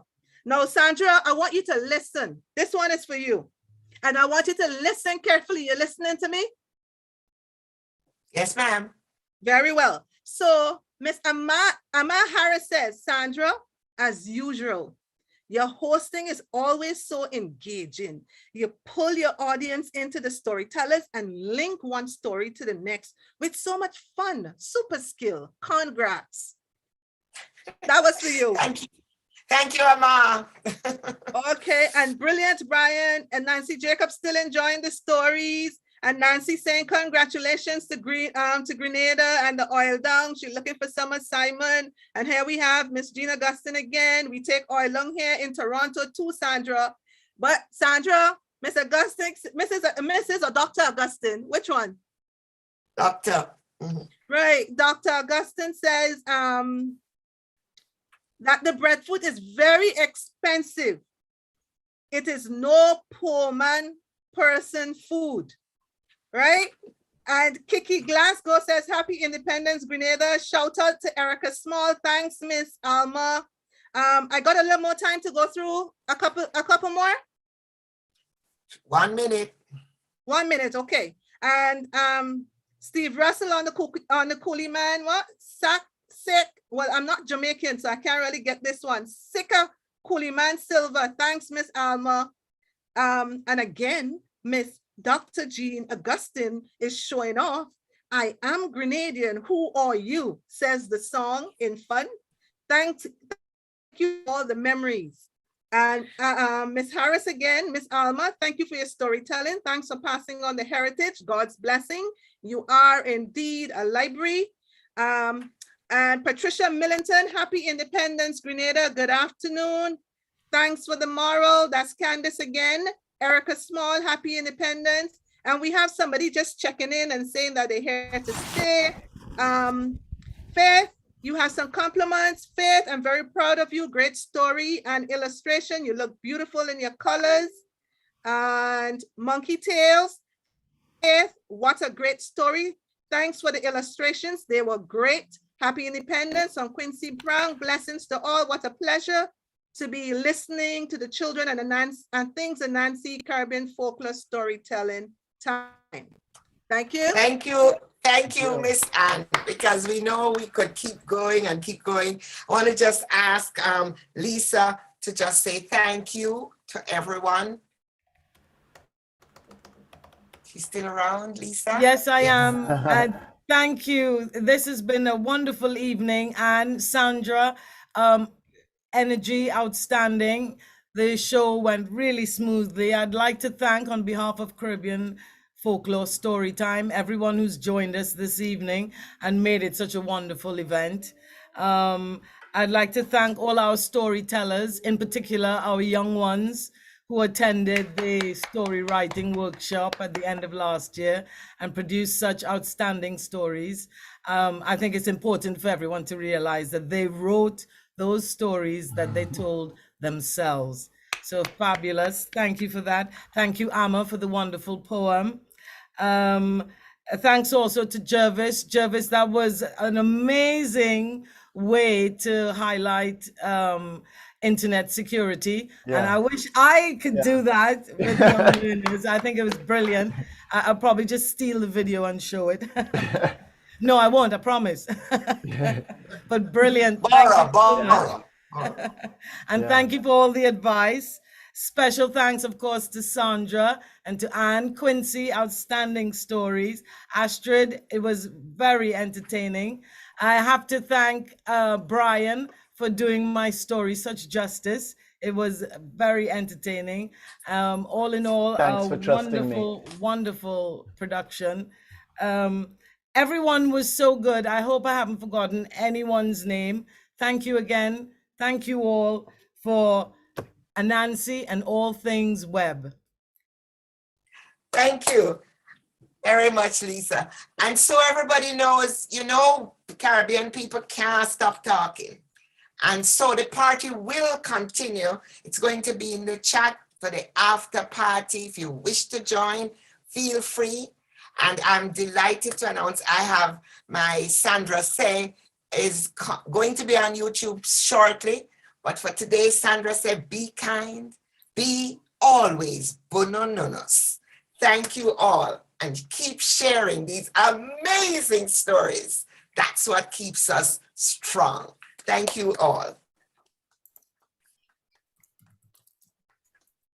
And with that said, thank you, Sandra. Thank you, Sandra. And with that said, I have posted the link for the after party in the chat. You know, our after party can't done, but there's school tomorrow. So after party tonight, you have a limitation on it. Anything happens in the after party. So those of you who are on YouTube and on Facebook, I have posted the link on the Caribbean Freedom Fighters on the YouTube channel. Astrid, maybe you can post it on, just put the password and the ID, and they'll come on over. But so while we move into the after party, I wanted to check in with Simon and the pot, because persons are asking what's going on with the oil down, and then we give others to share their thoughts. Very nice. And I do have to say that without Anne Worm, none of us would be here. And it is very important that we say that. This woman is quite the organizer. She sends me emails and notes at 6 in the morning. Are you up? Yes, Anne. Can you do this? Yes, Anne. Can anybody say no to Anne? So let's give her a round of applause. Thank you so much, Anne, for welcoming me to Caribbean Freedom Fighters. Thank you very much, Sandra. It's my pleasure. And it's really true. I'm dying to know how that pot went, because as it has been pointed out, it is a very expensive pot. So me want to know how it going. Simon, where you there? Where are you, Simon? Simon, sorry, I forget. Where are you, Simon? So I think Simon got kicked out. Dr. Richard, are you there?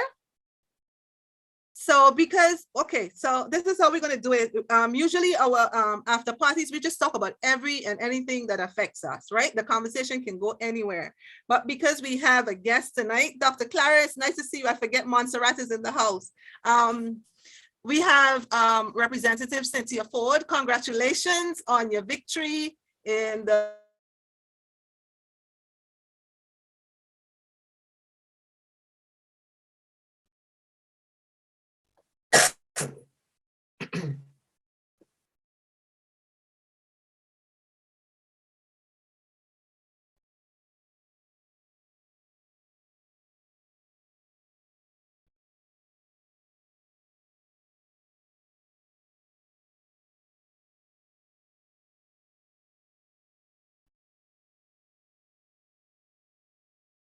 Ms. Ford. Yes, ma'am. How you do? I am well, thank you. A very blessed evening to all of you. I had a wonderful evening. And of course, I've linked up with Dr. Jean Augustine, who is a personal friend. So thank you so much for all the entertainment. Those young children were fantastic. There's still a lot of hope for our youth. And as we go forward with the folklore, passing on all the heritage, all the skills, all the creativity, I am extremely proud to have been invited by Mrs. Lucas, who has been my tutor, my personal tutor, while at Erdeston Teachers Training College. We've linked up, and I've always had wonderful stories and respect for each other. And I want to take this opportunity to thank you for entertaining me, and of course, expressing the kind words in relation to my victory. I thank you all very much. Continue to stay healthy, strong, peaceful, and safe, particularly now that we're in this COVID pandemic and all the things that go wrong with us. I hope that you will continue to enjoy yourselves.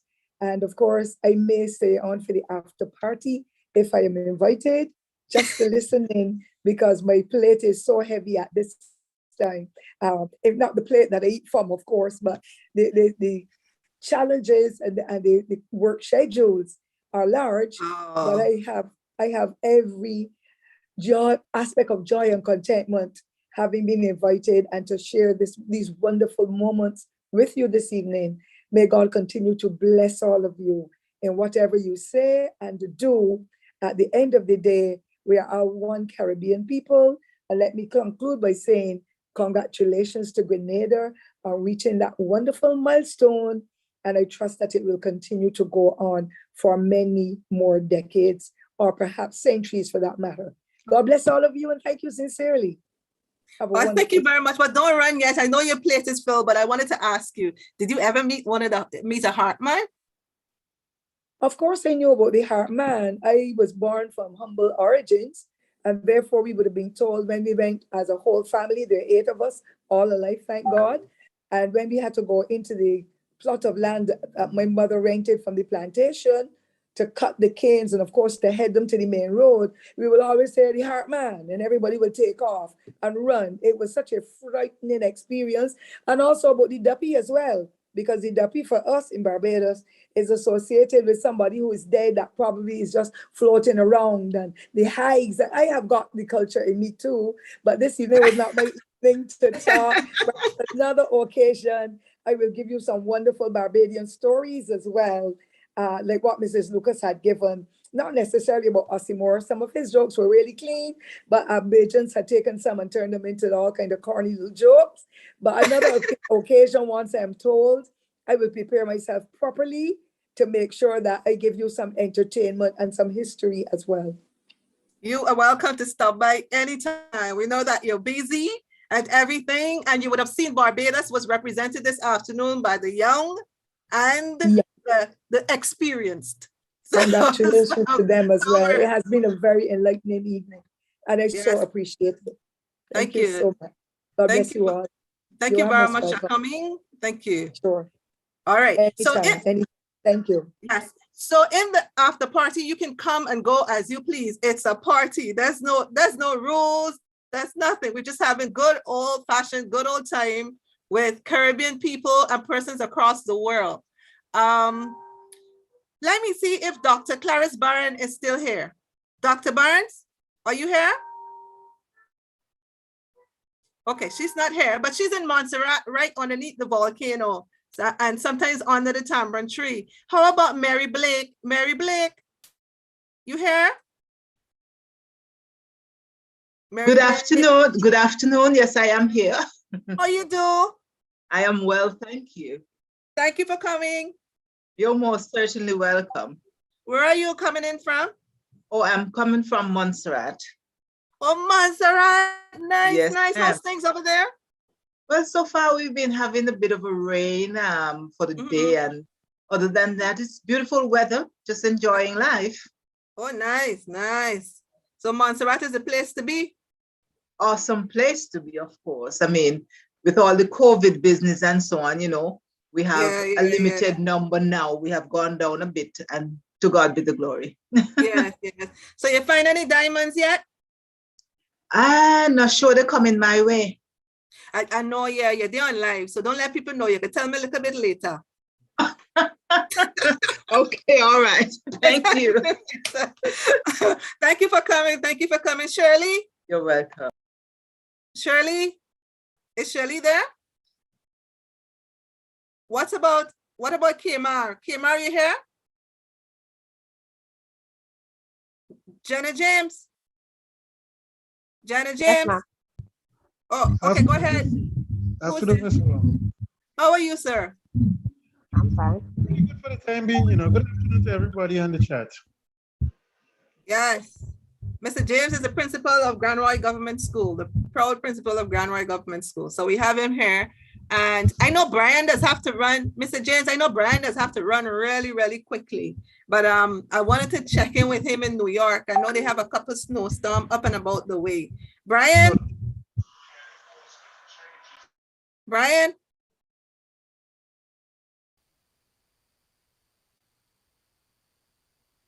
Yeah, I think you're muted because we're not hearing you.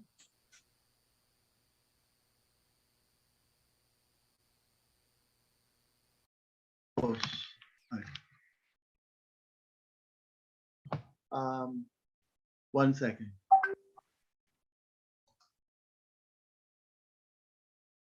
Yeah. Brian? Can you hear me now? Yes, we can hear you, but we can't see you. We can't All even right. see. We can't even see your web. Okay. Yeah. All right. What about now? There Now? you go. So you were doing your makeup. You were Yeah. I forgot actually. I just saw my face. It looks as though you're ready for carnival. Maybe this year you might get a little carnival in Trinidad. Yeah, I hope so. I hope so. Yeah. Do they have carnival in Belize? Yeah. Everywhere. It's spread everywhere. Okay, I never knew that they had carnival in Belize. Just so that you know, Brian, I don't know if I should say it, but you're also politically affiliated too. Are you? Yes. You grew up on the politics. So yeah, my father was the premier for a short while in Belize, and he was sort of instrumental in getting independence. Lee Richardson. Yeah, but I left when we left when I was about 3 years old. So I only know the stories. I don't have the experience of it. or into the politics itself. Yeah. And you never had any political aspirations? Not officially. I do my little bit. I try to get people out to vote and that kind of thing, but not like running for anything. I'm just not wired that way. Oh, okay. Yeah. Nice.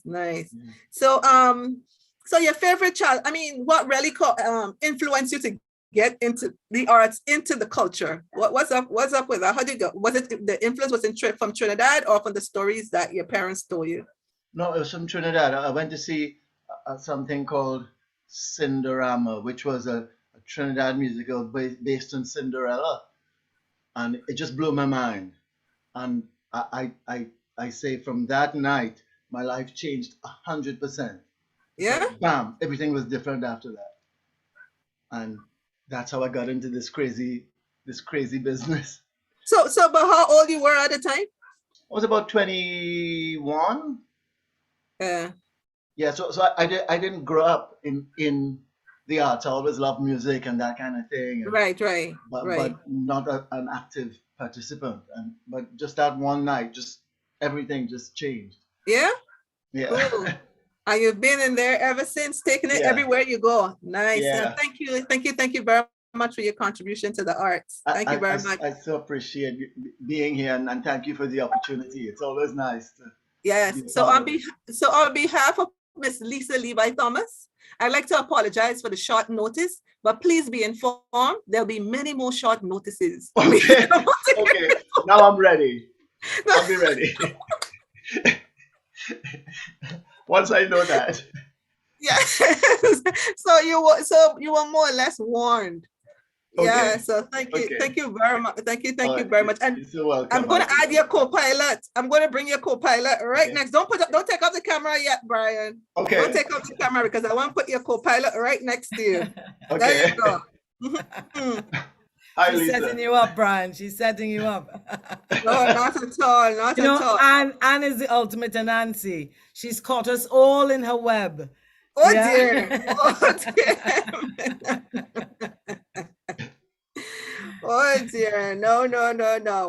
It is for the culture. Brian said from that night his life was changed, and it's really, I mean, because we didn't have any story really for after we finished Anansi Song Splash, right?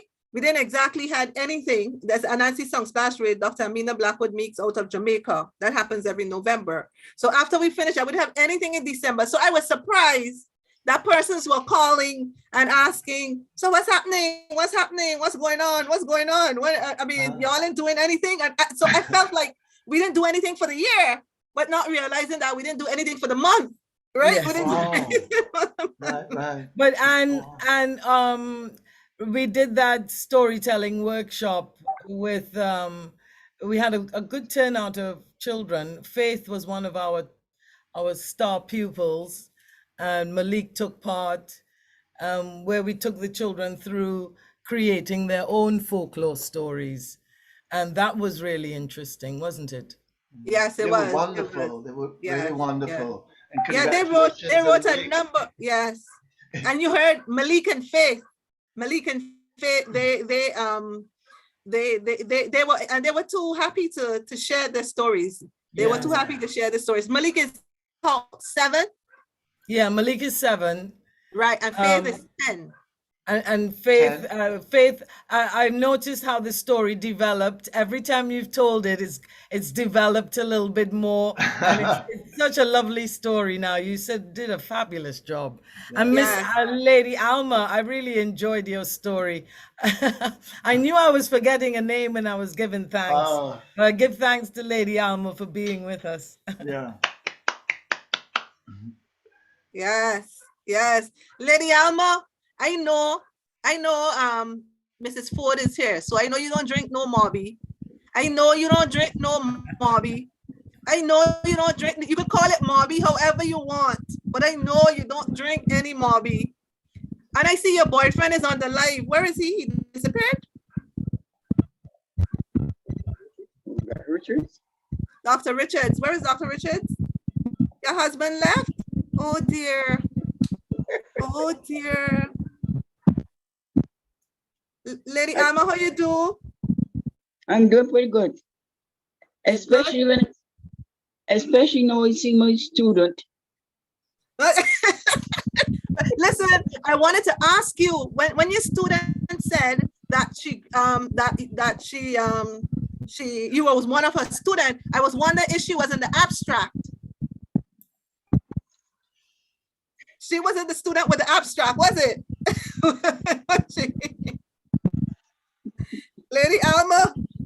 She used to be both abstract and concrete.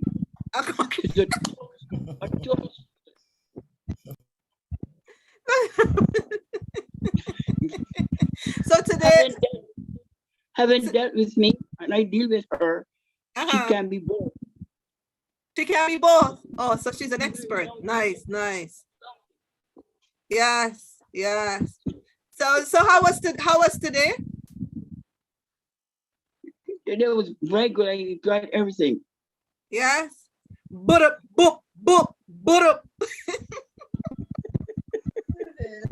I go. And Lady Alma, you can't say coolie man no more, you know. I go. They don't let you anymore. But didn't you hear the first story? She said the itinerant worker. Hello.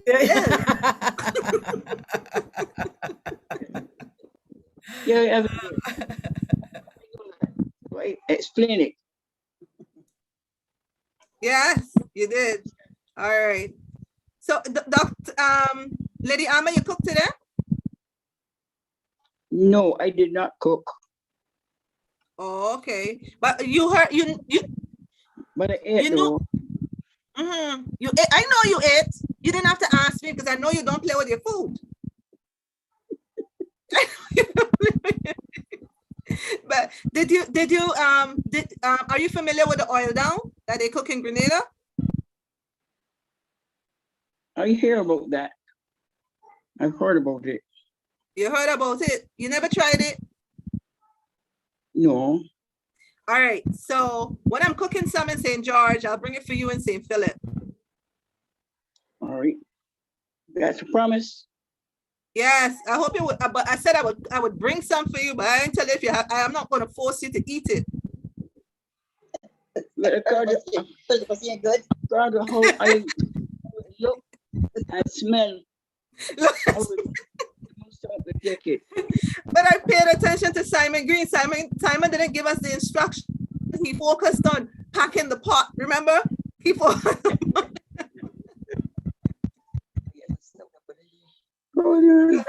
Yeah, you have so much. Doing potato, corned beef, salt beef. I know you would have had a meat. I know you would have had a meat. I know you would have had the pigtails and the pig snout. I know you would have had that. I know. 92-year-old Lady Alma. We're hoping this year COVID can go away so that we can do shindigans in the parish of St. Philip. The Republic. The Republic of St. Philip. Oh, congratulations to Barbados on being a republic. I am so proud to be part of that. I was here for that. I can say I was here for that. But yes, congratulations. The world is watching. The world is proud. Yes. Who next? Yes. So Lady Alma, we're coming right back to you, and we're gonna go to Faith because Faith was so scared. Faith, you were scared, right? Yeah, a little nervous. A little nervous? You still nervous? No. Oh, well, you sounded didn't nervous. look nervous at all. You look Not well one prepared. bit. Yes. So you were happy that you attended the Caribbean Folklore Storytelling Time and River Stories Writers Workshop? Yeah. How did you feel writing a story about Anansi? How did you feel? Were you happy to write an Anansi story? Yeah. I was kind of excited. Ah, cool. And you did an amazing job. Look at Miss Lisa. She is so proud of you. She is so proud. Tell your mommy and I'm daddy. so proud. You did so well. That story is great.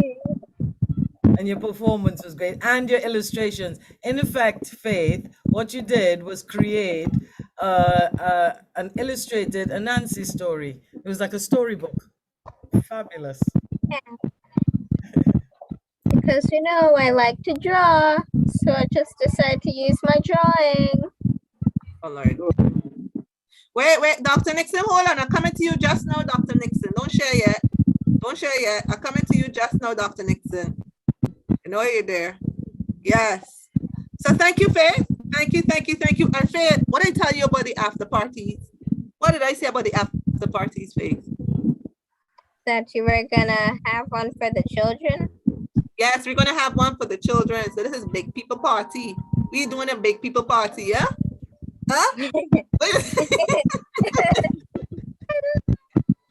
What? Tell me. Yes. All right. So Quincy and Dr. Nixon are coming to you, Dr. Nixon. Thank you very much, Faith. You did an amazing job. Thank you. Quincy, yes. Quincy? Yeah, hi. Hi again, Anne. I just want to, again, thank you for the wonderful opportunity to come together as Caribbean people. Really, it's events like these that foster the unity. This is what West Indies Federation tried to do. This is what CARICOM is all about, coming together. And from an artistic standpoint, we, the storytellers, we're a movement. Politicians cannot achieve what we can do as storytellers. I mean, politicians go to parliament,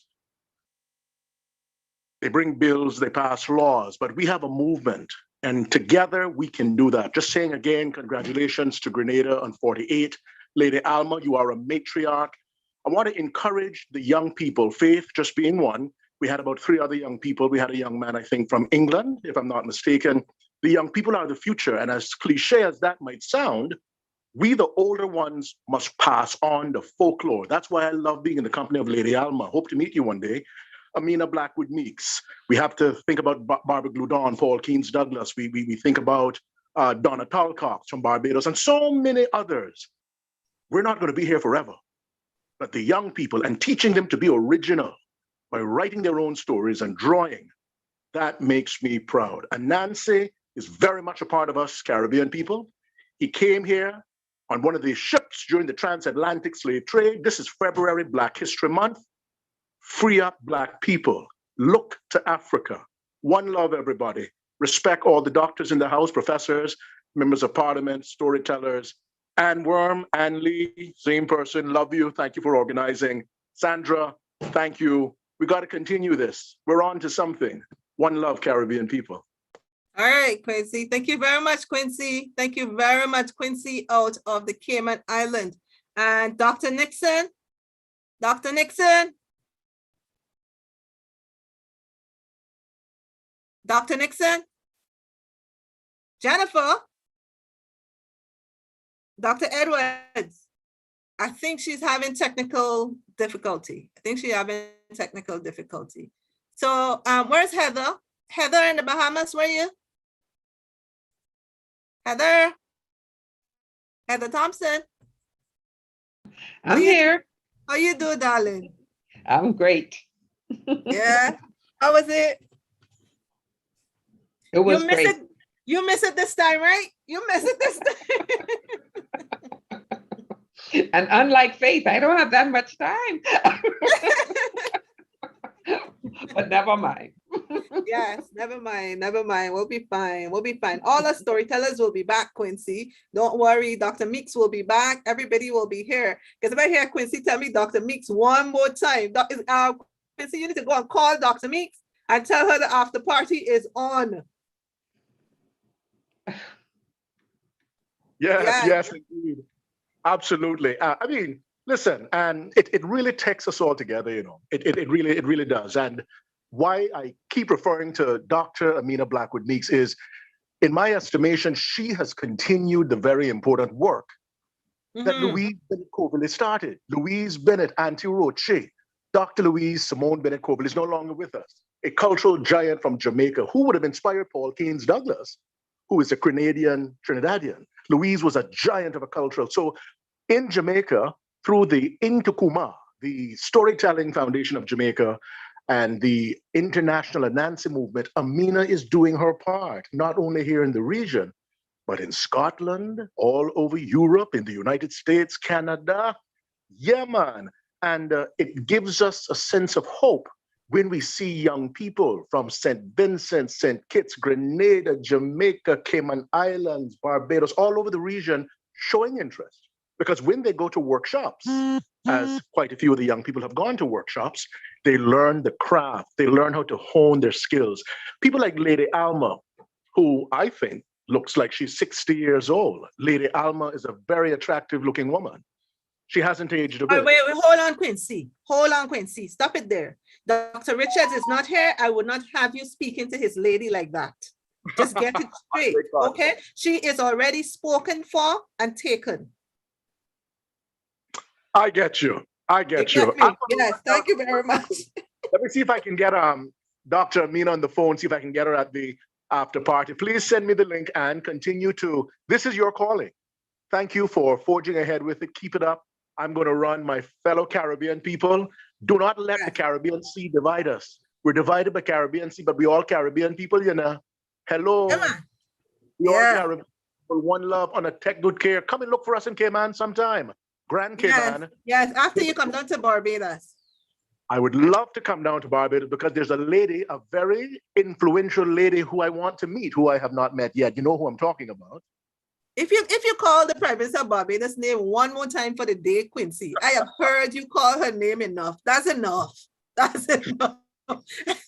Every conversation, every 2 minutes, Quincy, you call the lady name. Happy Independence, Grenada, the spice of the Caribbean. One love. I'm out of here. God bless. Bye-bye. Yes, Quincy, have a good one. Take it easy. All right.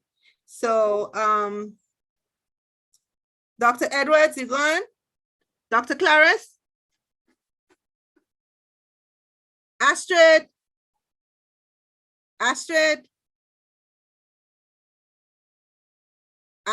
everybody gone and eat. This is what happened in the after party. Dr. Richards is not here. So, let's see. All right. Lisa, what time is it? What time is it up there? We're saying 10 to 10. Okay. Okay. So Lady Alma, 10 to 10. Okay. It's kind of late for you though.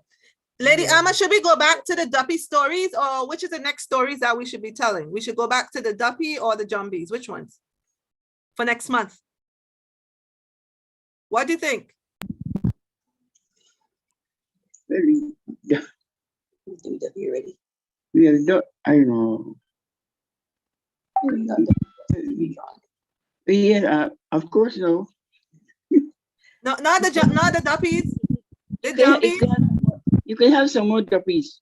We can have some more Duppies. Yeah, I was thinking about that, but a long time we didn't do the Ladger Blast. That's the thing. A long time we haven't done the Ladger Blast. What is that one thing? Oh.